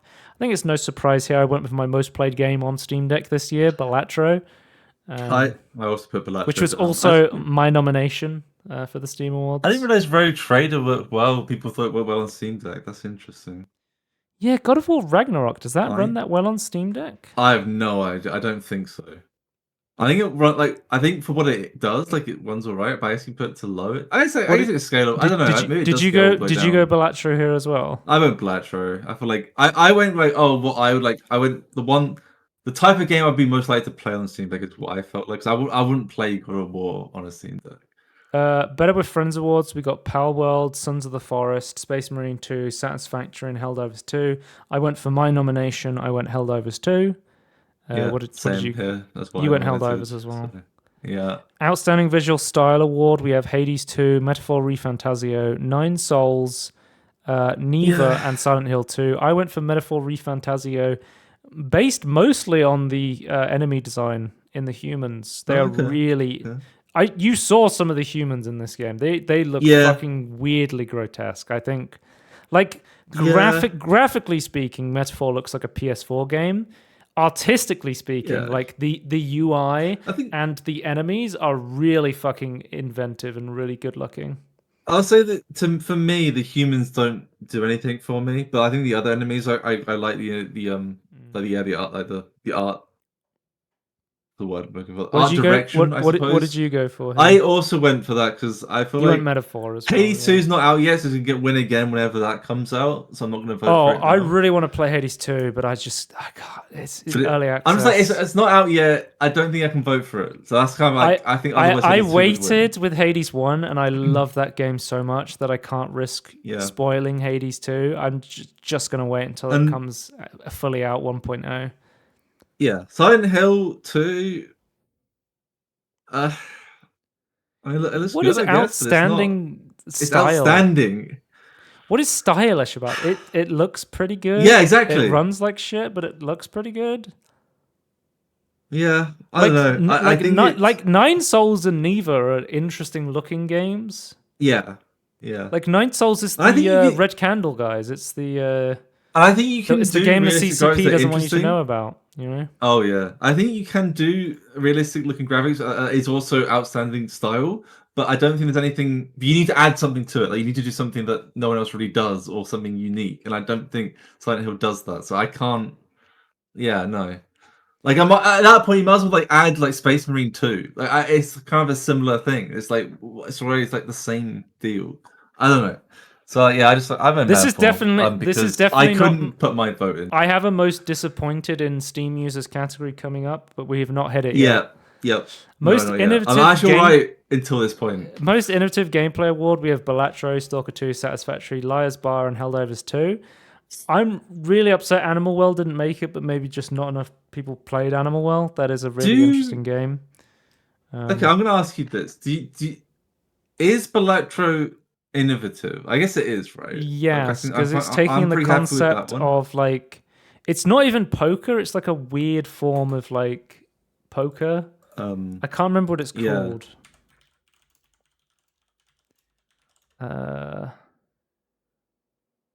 It's just telling me that at one point the game was called Joker Poker, which is hilarious.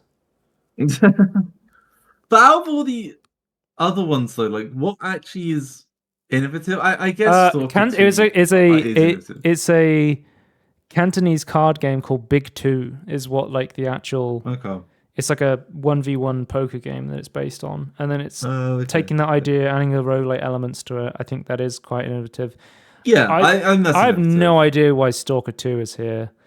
So I don't think Satisfactory. I love Satisfactory.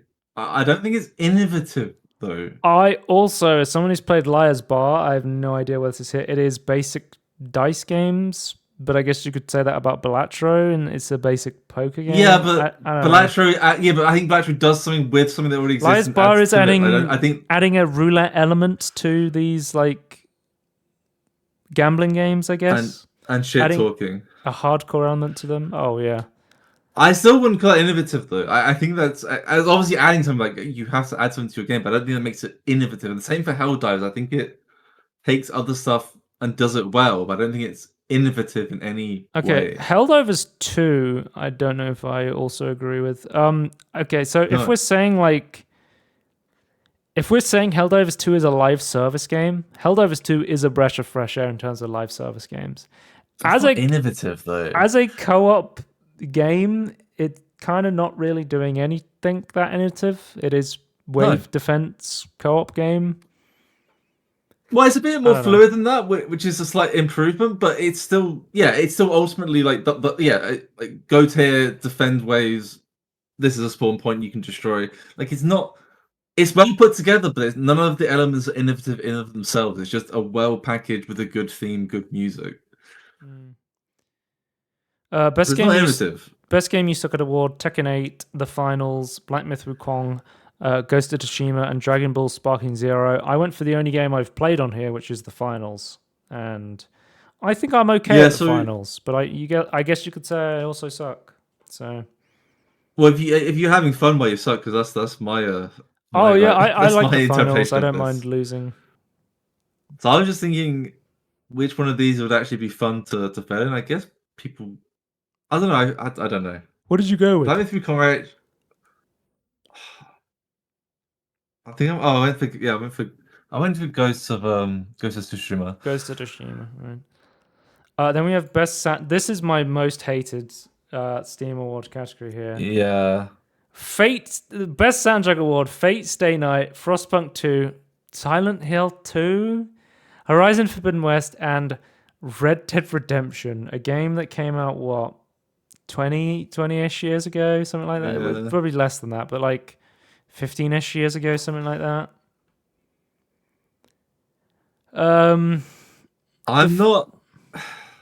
The fact that neither Metaphor or Persona 3 Reload made it here just makes me really sad.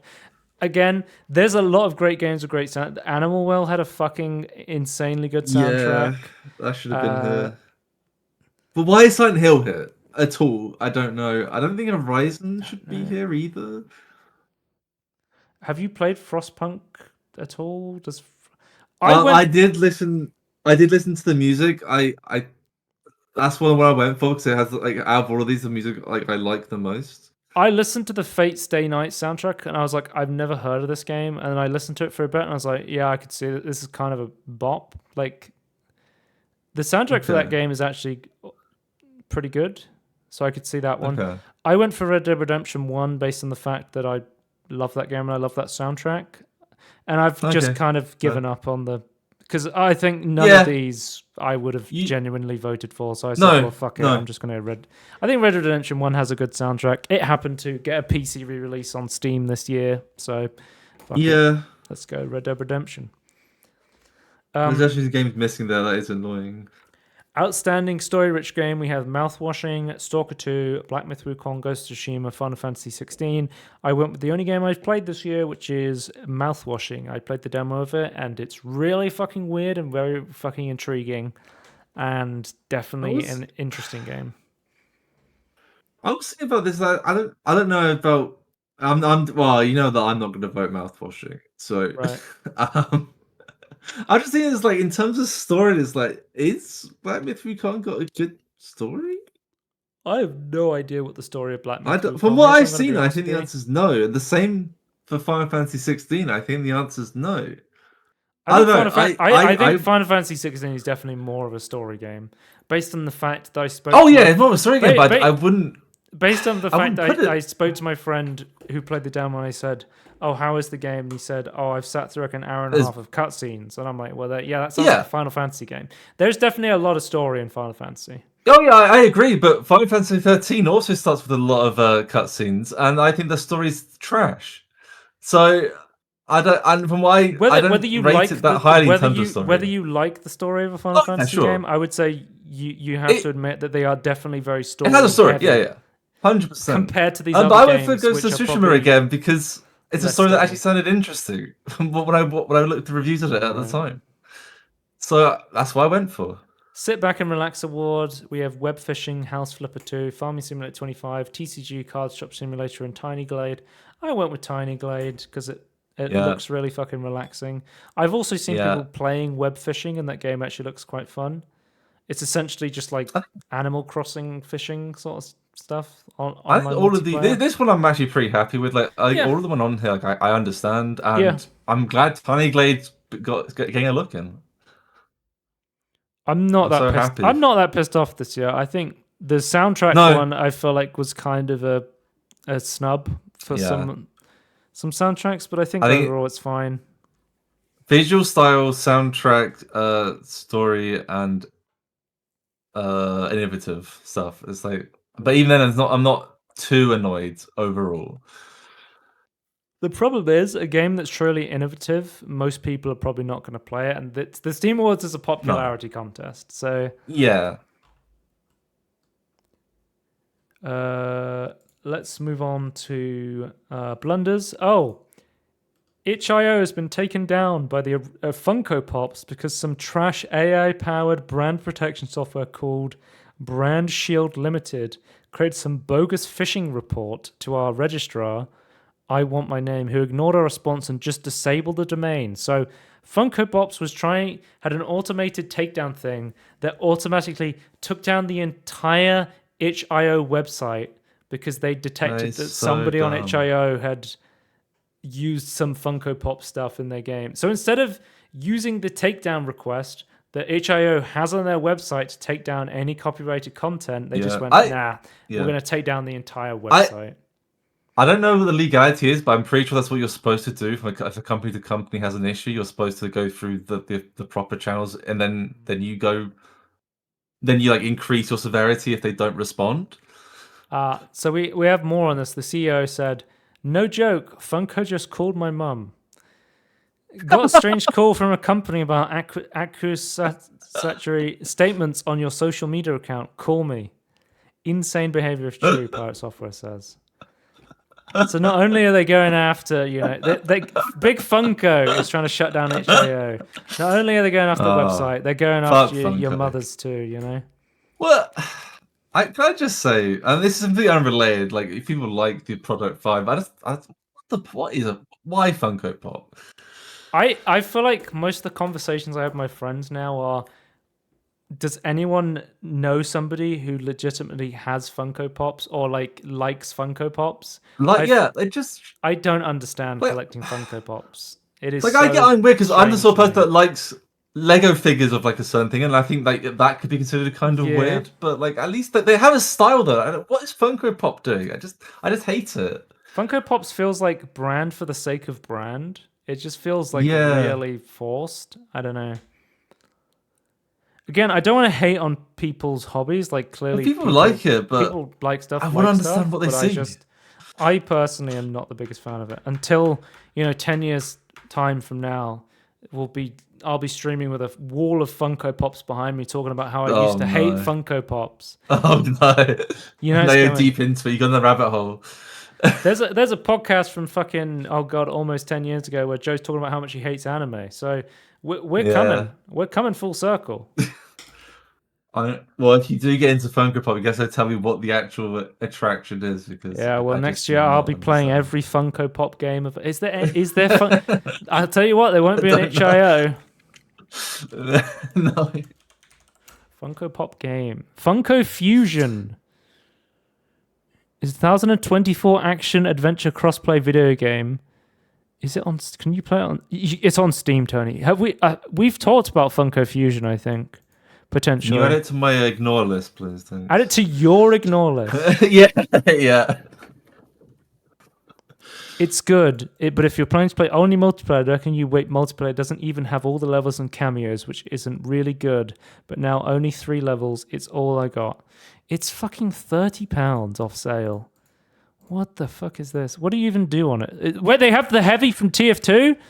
Oh my god, there's TF2 Funko Pops. Okay, guys, I love Funko Pops. Yeah, but do they look trash on? I'm just trying not to hate. I love TF2. Yeah, I know, but hang on, I need to see it. I don't know. They're not the worst Funko Pops, but I still don't see the appeal. Maybe it's just like most of the stuff that they do Funko Pops for, people are just so tired of, like Marvel and my Star understanding Wars is and Walking Dead and that sort of stuff. Well, my understanding is they literally do everything.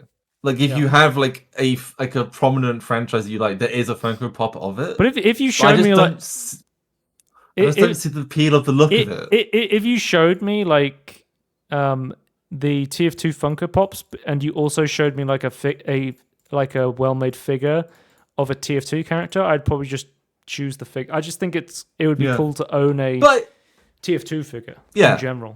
But I'm not against the idea of like a bobblehead version or something. But I just think the way that Funko Pop, I just hate the head design. Like I think it's just a bad way to do a bobblehead. It's just the way that people keep them in boxes and speculate their value. It's like that. Yeah, if you get this stuff, just like if you buy something, buy it to use, not to consume product. Do it because you like it. Not like people buying comic books and then not reading them because they're like, well, it could be worth. Buy magic cards and keep them in a box. Like, what's the point? Well, yeah, you're never gonna look at it. What's the point? Yeah.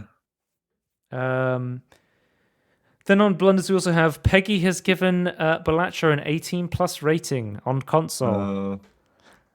Since Peggy gave us an 18+ rating for having evil playing cards, maybe I should add microtransaction loot boxes real gambling to lower that rating to a 3+ like EA Sports FC. Peggy are awful. My understanding is they're absolutely shit. Apparently, Local Thunk spoke to Peggy and was like, why do I have an 18+? And EA Sports, which has literal real money microtransactions, it has a 3+. And they did not see it. They were like, nope, we're keeping the ratings. They're fine. Yeah.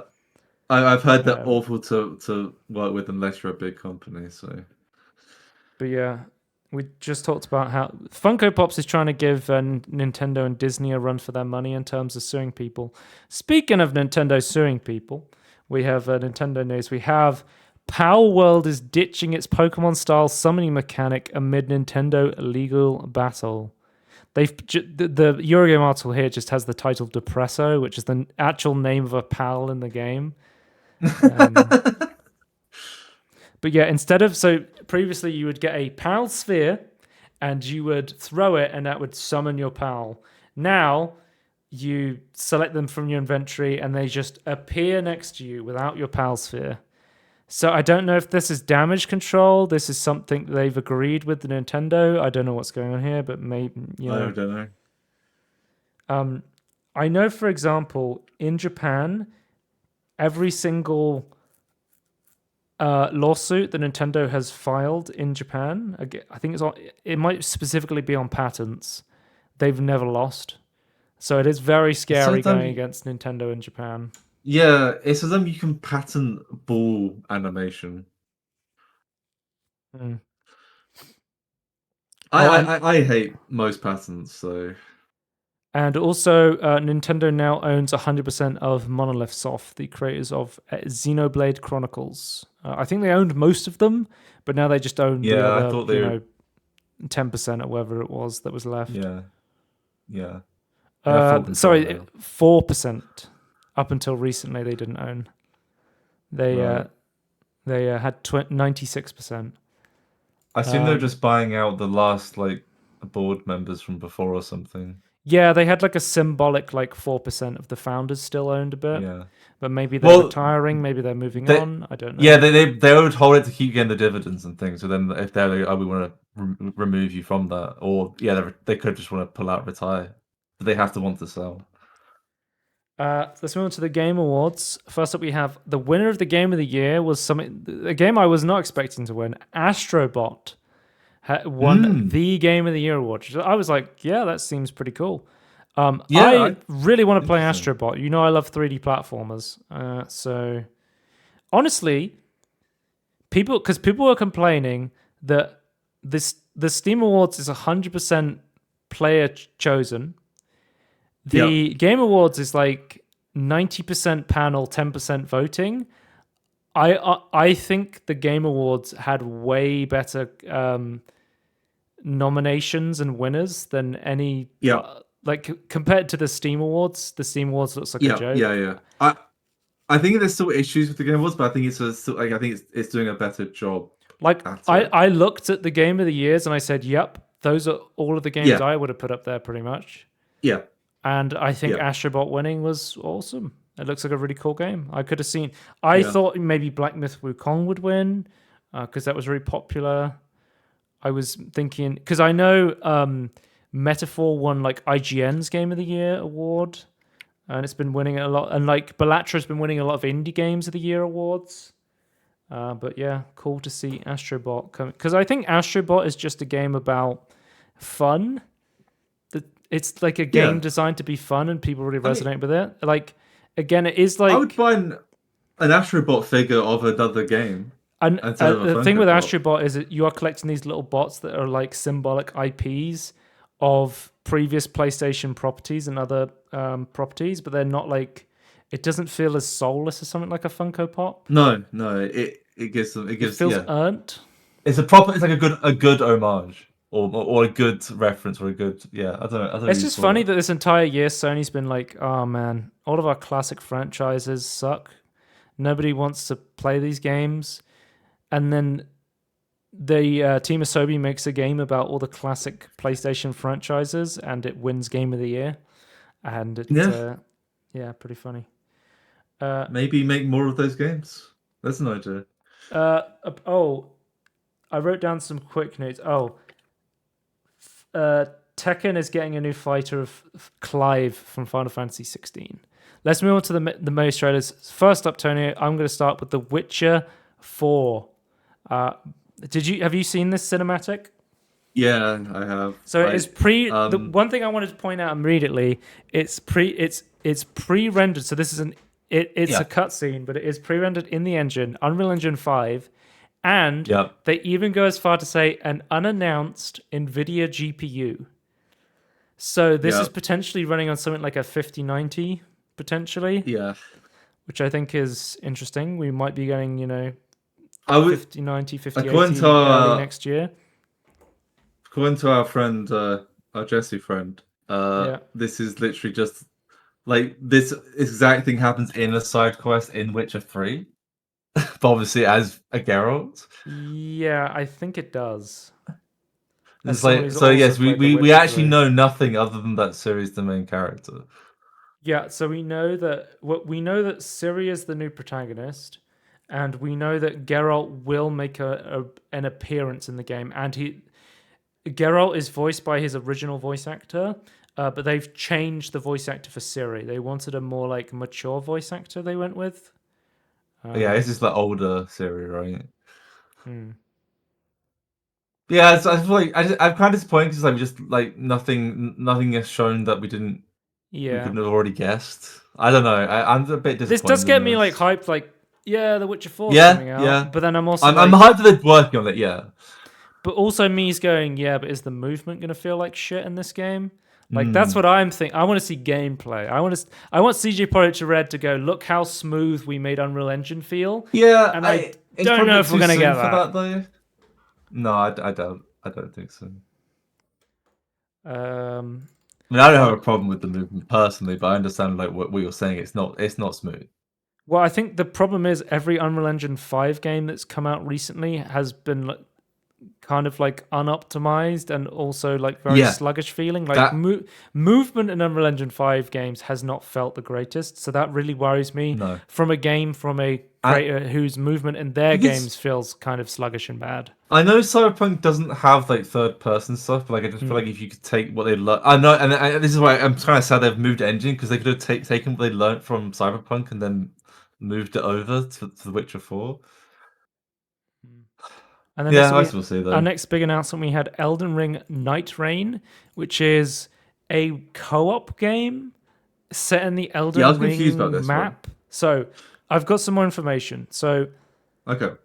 it is a 3-player co-op or single-player game, but not Right. duo. You are not allowed to play it with 2 people. So if you have one friend, you're playing single player. But if you have another friend, you can play it 3 players. What? It's peak From Software to be like, look, we've balanced this around 1 person and 3 people. There's no in betweens. Why not just let people try? Like, fine, it's not bad, but maybe people could like be better and do it with 2. We know that they will feature enemies from Elden Ring and Dark Souls. So the description is: rise together, join forces with other players, take on the creeping night and the dangers within, featuring 3-player co-op. Become a hero, take command of your uniquely skilled heroes, each possessing their own abilities and distinct flair. While individually powerful, their skills grow even more formidable when united as a team. So it seems like you might get like, it's not like you're going to make a character and level them up through the experience. It's sort of like, it seems like they're going to drop you with a character, with gear, with abilities, and then it almost seems like a roguelite to me, based on what I've seen. It seems like more like a combat arena they're dropping you in sort of thing, which is interesting because I love the simplicity of playing as John Sekiro and just having the abilities and the weapons of John Sekiro. So this kind of appeals a lot more to me than, going through a billion stats in like Dark Souls or Elden Ring. And I also like the co-op element as well. I think it looks really cool. I would love to play this with one of my other friends who loves From Software games. I guess I'm going to have to find someone else to play with, which is always a pain when you're playing co-op stuff. Yeah. Or maybe I'll play this single player. Take on the night, oversee a relentless environment threat that sweeps through the land, that changes between each game session, and defeat the magnificent boss of that night. So you have to the world's populated with enemies. There'll be a boss, and then it changes every time you load up a session, I guess. So that's kind of like another randomization roguelite stuff, it seems like. I don't know if it is going to be that. We're sort of going on speculation. I mean, From Software makes some really weird shit sometimes. From Software has gone on the record and said, Night Rain is not what we consider a live service game. We wanted to have a game that felt like a complete package. From Software isn't going down the Fortnite path just yet. Not right now. Next time. Well, we'll just have to wait and see when John Sekiro gets added to Fortnite. Did you see that they're adding V and Johnny Silverhand to Fortnite from Cyberpunk? So they already added Geralt, didn't they? That. I think they already added Geralt to Fortnite. Then next up we have... did you see the new Ninja Gaiden trailer? So we had... No, I've not. Ninja I've only Gaiden seen Ragebound. those other ones. So. What makes this really interesting, Tony, is it's a Ninja Gaiden game being made by the makers of Blasphemous, the Game Kitchen, which I find really fucking... I love Blasphemous. It's one of my favorite Metroidvania games. It's a great blend of Metroidvania and Souls-like. Are they making it 2D? Yes, and it has that great art. Okay. It doesn't seem as gaudy, fucking Spanish Catholicism violence, gore, but it's still very much their distinct pixel art.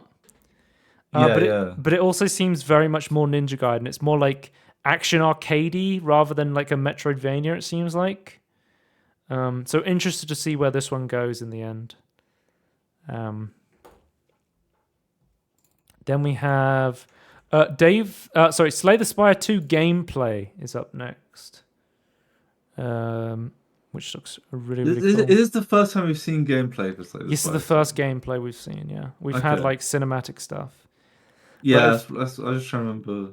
You can definitely go through this trailer and pause and read every card. Let's see if we can sneak in some cards. Bully, deal 4 damage, deal 2 additional damage for each vulnerable enemy. Aggression at the start of your turn, put a random attack from your discard pile into your hand and upgrade it. These are all new cards. Deal 15 damage, exhaust the top 2 cards in your draw pile. That's interesting. A deck thinning card. So say for example, you just filled your deck with burns. There's ironclad cards that are like gain a bunch of block, but you put like burn cards in your deck, and then you play like Yeah. cinders, and you just like burn all of your like debuff cards. That would be really interesting to try. Because not only we're getting the Iron Chad back, the Ironclad, we're getting the Silent back. We're also getting new classes. Nice. We're getting the I think it's the Necromancer, which has like a weird like summoning mechanic where you like summon like this skeleton thing to attack for you. It seems sort of like a pet. It seems like a really interesting gameplay mechanic. I think those are every confirmed character coming back. I would love the Defect is my favorite character, so I'd love to see a return of the Defect, but I don't know. Maybe they're going a different direction. Maybe it'll be added later. I'm not sure. But so far we know we have Ironclad, Silent, and the new Necromancer is coming back. Oh, and a question mark is coming as well. I guess they're changing up the enemies you face and stuff as well. Like, Yeah, the enemy design looks really interesting here. We got more like worms and grubs and stuff. Looks very cool. This is a game. You know, I'm a Slay the Spire sicko, so this is a game for me. Yeah, I appreciate Slay the Spire. I'm not very Dave good the at it. Diver is getting a jungle DLC. I'm interested to see where they go with this. So, Tomb Raider DLC. I don't know how they're going to do like the jungle mechanic in Dave the Diver, because it's very much built around being a diving game. Dave the Diver is a game I have mixed opinions on. I feel like there's parts of Dave the Diver I love, and then certain parts I'm like, man, this is getting kind of tedious. Too much grind. Yeah, it's just a bit less focused than I would have liked it to be. Yeah. But literally, I think literally all we know is they're going to a jungle environment. So I would like to see. This is coming like late next year, so we're going to need to wait to see some gameplay of this. Then we have I'm in the thick of it, Thick of Thieves, a new stealth game from Warren Spector. Warren Spector is one of the developers of Deus Ex and Thief, I believe. So a very well developed immersive sim guy. And this is something I never knew I wanted. Tony, this is a new stealth immersive sim multiplayer game. So you're going to be dropped in a map, and there's going to be like a town full of NPCs, and there's going to be a jewel to steal, and you're trying to play an immersive sim game faster than everybody else. So you're all like trying to like stealth into this castle all at the same time. It looks really fucking interesting, and it has like a PvP element to it where you can like troll. So somebody goes into the castle, and then suddenly you alert all of the guards and stuff like that. There is so many times I'm playing like a immersive sim game, and I like accidentally trigger the guards. I like trip on a wire, and like diegetically you get these really great stories of like, oh, I was going to stealth in, and then I triggered all the guards, and I managed to fight my way through all the guards and get out. It seems like you're going to be able to have that element, but in a multiplayer environment, which I think would be really interesting.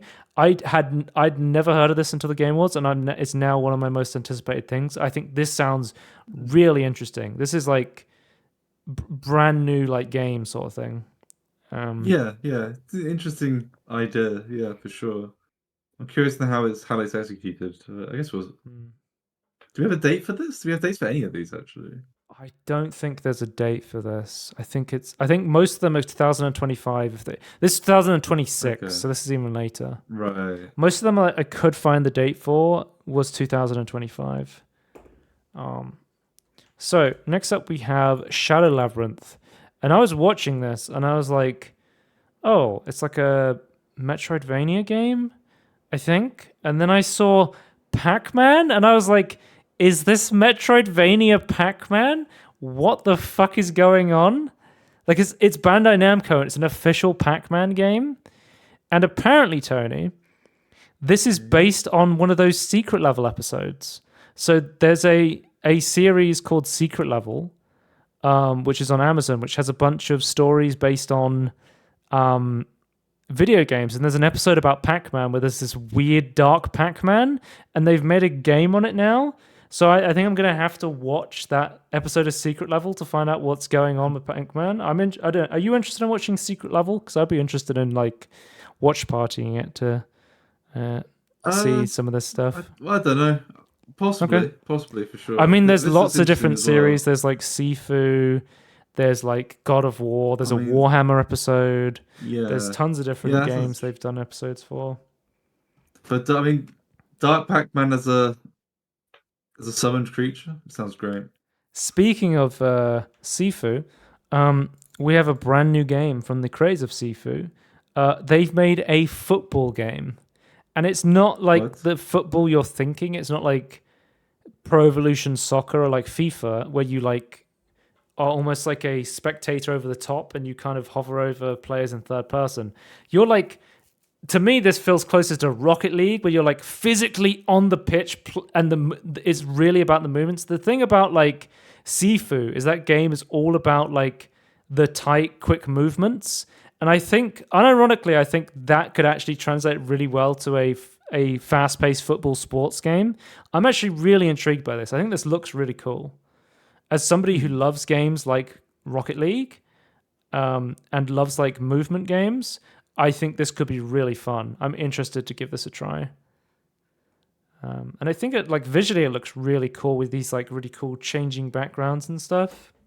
I don't know. What do you think of this? Because I know you're not a fan of football, but I think you might like, That doesn't interest me in any way, to be honest. No. Not even that you know that Slow Clap is behind it. No. Okay.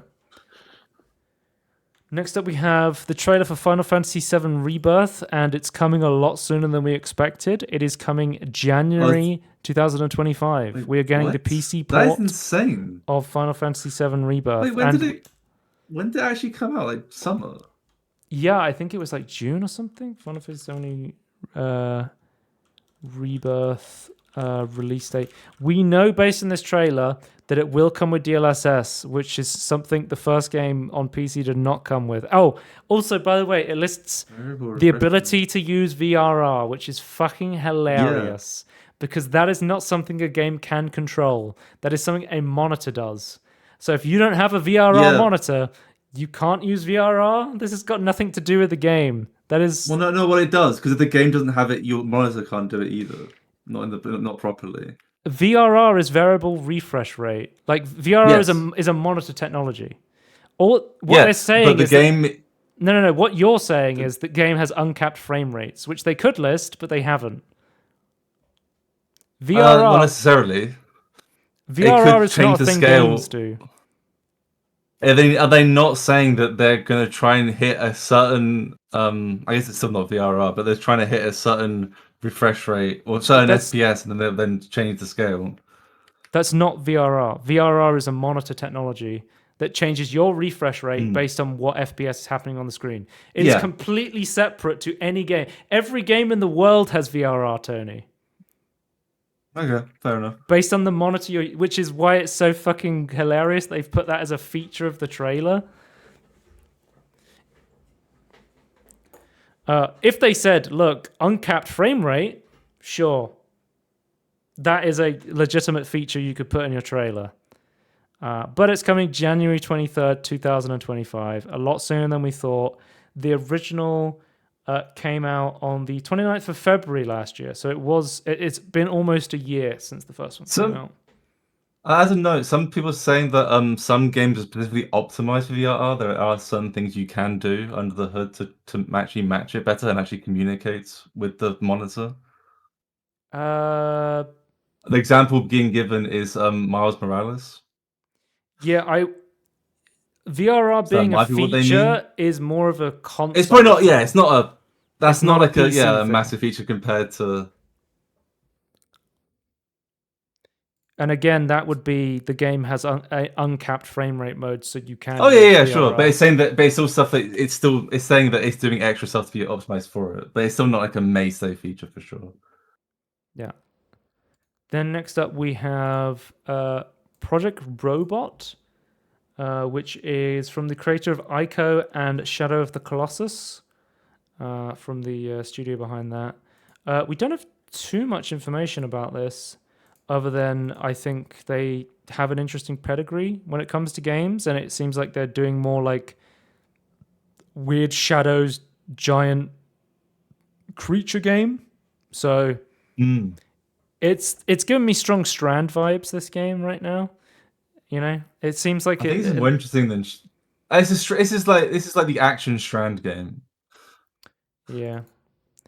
We got that's a what trailer. I'm hoping for anyway. We got a trailer for a game I'm personally quite interested in. It is the Outer Worlds 2. I had mixed feelings on the Outer Worlds 1, considering the pedigree of Obsidian. I think they did create the DLC. I think they did create like a interesting world overall, but I would love to see much more from them in terms of creating a compelling RPG. Yeah. So you want the same? Well, what I would want is the same world, but with this written and constructed the same way as the DLC has it. Yeah. Yeah, I want to see more like weird RPG stuff. Like it was a decent FPS. It was a decent like game where you just go around and interact with characters, but it was just kind of lacking in the role playing element. I felt like. Yeah. I'd hope Obsidian just has more. Yeah, like weird dialogue options, weird, world decisions, outcomes, and world changing. Give me options to build my character that massively flaw them, but also make them interesting to play. Like that's the sort of stuff I'm interested in seeing. Also, please add a radio to this game. It would massively improve my enjoyment of the game. And I want like a Sea Skylines 1 radio where you get lots of adverts. That'd be great. I mean, there's a lot of adverts in the Outer Worlds 1 where you have like the Spacer's Choice stuff, like different. It's not the best. All of the vending machines have jingles. If you could have those as like adverts on the radio, that would be great. And then have like terms and conditions apply. Like you could do so much with that. Do we know when? This is coming out next year, so we're having the start of next year. We're having Avowed into the Outer Worlds 2.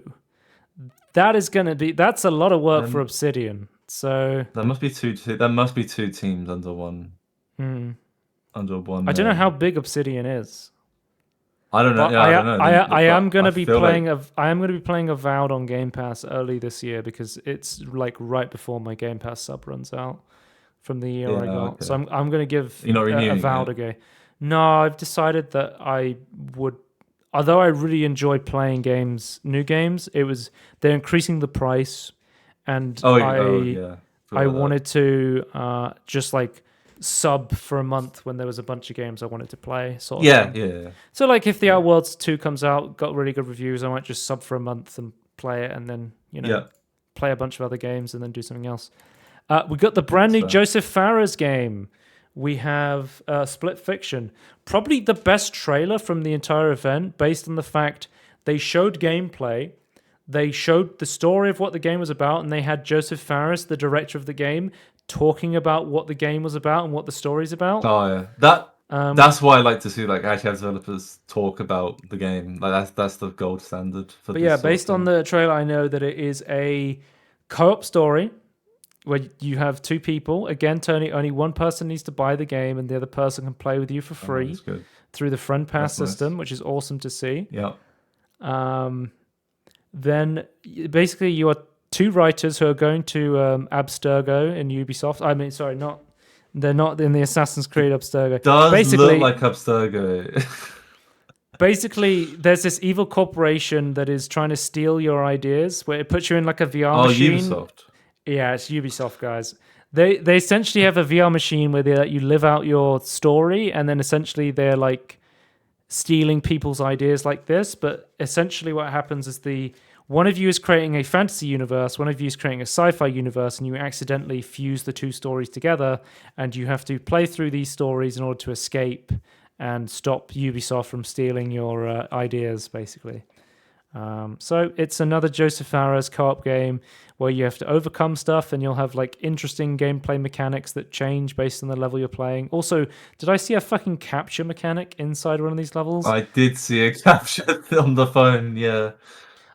It Takes Two was one of my favorite games, 2021, I believe it came out, and I'm excited to play another Joseph Fares game. Another banger. Yeah. Yeah. I'm always looking forward to anything comes out of Joseph Farah's Next up, we team. have Borderlands 4. Oh, we even got to see Randy Pitchford walk on the stage with his greasy body and show off Borderlands 4. Did he said something good stuff about the film, right? That came out and that he enjoyed last time. Borderlands film, yeah. That everyone went and saw. Guys, re-release the Borderlands film. We'll all go and see it. Was it one of those things that no one watched? I can't actually remember what happened with the film. It definitely got awful reviews, yeah. Yeah. It just felt like they did not understand what made Borderlands interesting. Hired a bunch and of they miscast a load of people. Miscast everyone in terms of, well, these people are popular. People will go see the movie because they're in it, rather than understanding what makes the characters interesting. And then, just completely flopped. Interesting to see a new take on a Borderlands game. I was personally quite disappointed by. I love Borderlands 2. I quite like Borderlands 1. I was quite disappointed by Borderlands 3. Like, mechanically, it felt a lot smoother to play, but like in terms of the story, it just was not very interesting, and the characters were almost unlikable and annoying in a bad way. Yeah.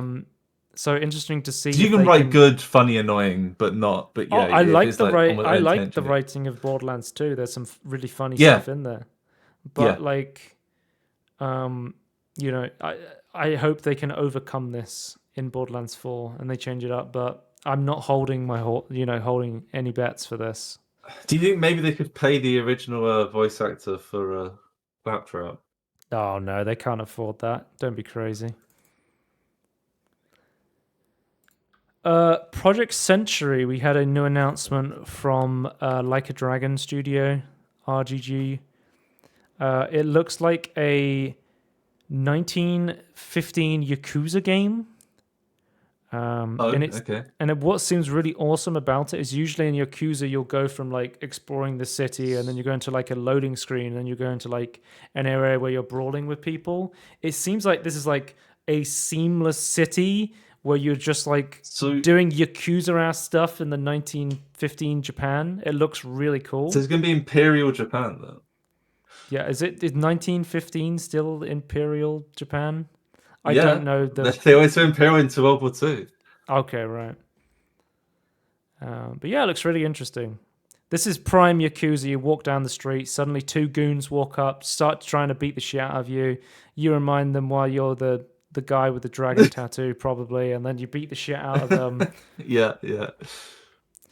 I still need to play a Yakuza game. I played the man who erased his name, watched like an hour of cutscenes in Japanese with a mouse and keyboard, got really confused and was like, okay, maybe this isn't the place to start. And then I watched the Yakuza TV series and I'm like, man, I really want to play a Yakuza game now. Yeah, the TV series was good. The problem is we're trying to spend a year playing Japanese games. Is they're all so fucking... I've been playing Persona for 80 hours. I've been playing Metaphor for 40 hours so far. I've been playing fucking Final Fantasy for like 50, 60 hours. Like, they're all so long, bro. And I know Yakuza games are all like, hundreds of hours long as well. They also announced a new Virtua Fighter game as well. Okay, Tony, the real huge announcement from the show. A brand new Sonic racing game. Here we go, baby. Two things I want to mention about this. They do not show any gameplay, so I have no idea where they're going with this. I hope this is more Sonic Racing Transformed and less Sonic Team Racing. It says Cross Worlds, and they show a portal, which really gives me hope. That's exciting. That they're embracing other Sega characters to come into this, because being able to race TF2 and Football Manager against Wreck-It Ralph was just so awesome in Sonic All-Star Race Transformed. That game was really fun, and then like the team-based mechanics in Team Sonic Racing felt like really clunky and not great. And it was all just like Sonic characters. They were both made by Sumo Digital. I don't know if we know if this game is being made by Sumo Digital or not. I hope Sumo Digital's making this because they make really great Sonic racing games usually. But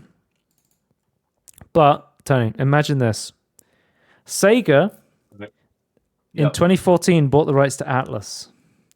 Imagine Oh, okay. Sonic sitting in a racing car. He looks to his left. Next to him, Yeah. Joker from Persona is ready to go. Yeah. Yukari is in a car next to you, ready to go. Suddenly, you get taken out by a super-powered Sonic shell. Where did that come from? Kiryu has just fired a power-up at you. The Yakuza character. I hope it's a team-based thing, so Sonic can launch out of his car to hit something and go back into the car. But what I'm saying is, Sonic All-Star Racing Transformed had a lot of like really cool characters. There's no Yakuza, there's no Atlas, so there's no like Persona characters. Will Metaphor himself could be in this, you know. Also, some other. Who wants to raise a Metaphor? Hulkenberg, please, Hulkenberg. Yeah. Also, Tony, I've been looking at the catalog of Sega-owned IPs. I don't know if you remember last year, Sega bought the rights to Angry Birds. We get the Angry Birds in this Sonic racing games. And also Echo the Dolphin would be a great racer to have. It's from their back catalog of IPs. Then next up we have a brand new Turok game that can be played solo or co-op. It is a third-person shooter game that looks very similar to like Helldivery, sort of like, you know, that highest-rated film, the highest-grossing film of all time, Starship Troopers sort of thing, where you're fighting waves of enemies sort of thing, which is going to be interesting to see because Turok has always been a first-person game, and it's done really well being a first-person game. So it'll be interesting to see where they go with a third-person game. Interested to see, how they do, and interesting to see like how it stands up to modern day. Because most of their success has come from their retro games. I think they did do a game in like 2008 or something like that. I don't know. Anyway, The Last of Us Part 2 is coming to PC. The remaster of Part 2 is coming April 3rd, 2025. So another game early in the year. Another Sony sponsored game. Naughty Dog. I own the first Last of Us game, and I've yet to play it yet. I got really excited to play it because I watched the TV. I really liked the Last of Us TV series. And it is like kind of shot for shot the game. So I'm excited to play through that again. After seeing the series, because I think the story of The Last of Us is really cool. I know some people have mixed opinions on The Last of Us 2. Some people seem to really like it. Some people seem to not like it as much as the first game. I think it's more flawed in terms of story beats and like not being as, I don't know, characters not making decisions that make sense. Let's say why I don't quite know. I think there's also some like maybe not fake outrage, but outrage for the wrong reasons as well about around the game. Okay. But yeah, apparently Nyx is being like brought in to make sure this shit works. So hopefully that works out, because I know The Last of Us 1 was very poor on launch. I think they've done some fixing up. It's not 100% where we want it to be. Wasn't Last of Us poor on launch, and then they got Nexus in to then make it not shit? They definitely did some fixing up of it. It was not great at launch, but we'll have to. Yeah, but I swear Nexus was the one that actually fixed it in the first place. So, well, speaking of Naughty Dog, Naughty Dog's actually made a game that isn't remastering The Last of Us. It is Intergalactic: The Heretic's Prophet. Did you see the trailer for this? No, I did not.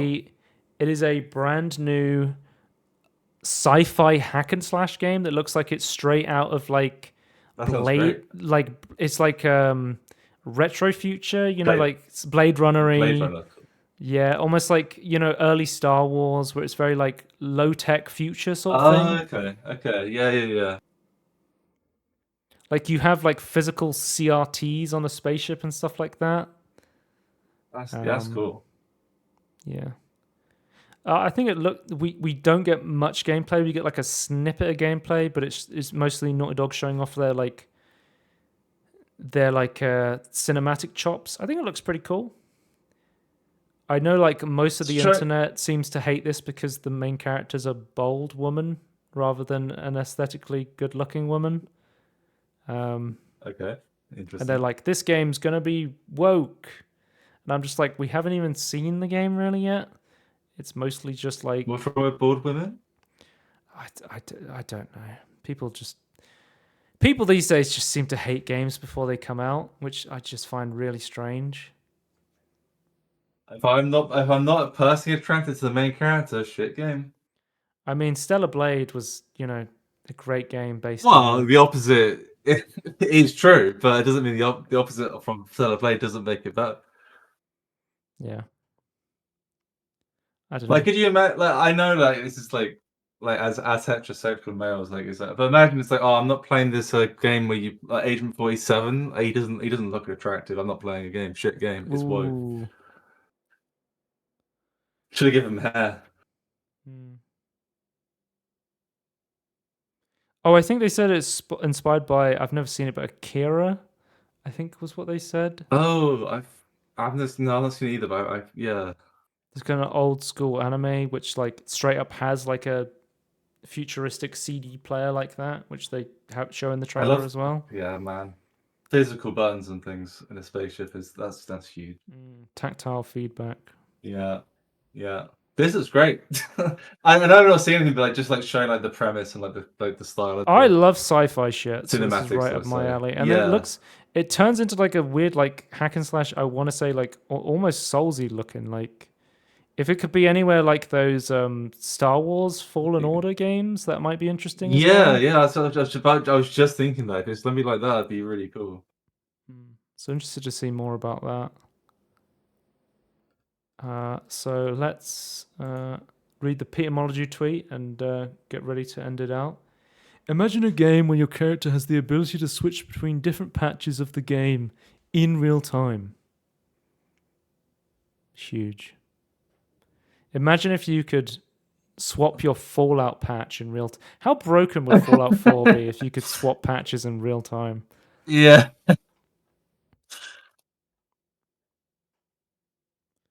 You could switch to when your hugs were too OP, but that patch also had a glitch where your progress couldn't be saved. Would it still be worth it in order to give your friend a strong hug? I guess we'll have to wait and see.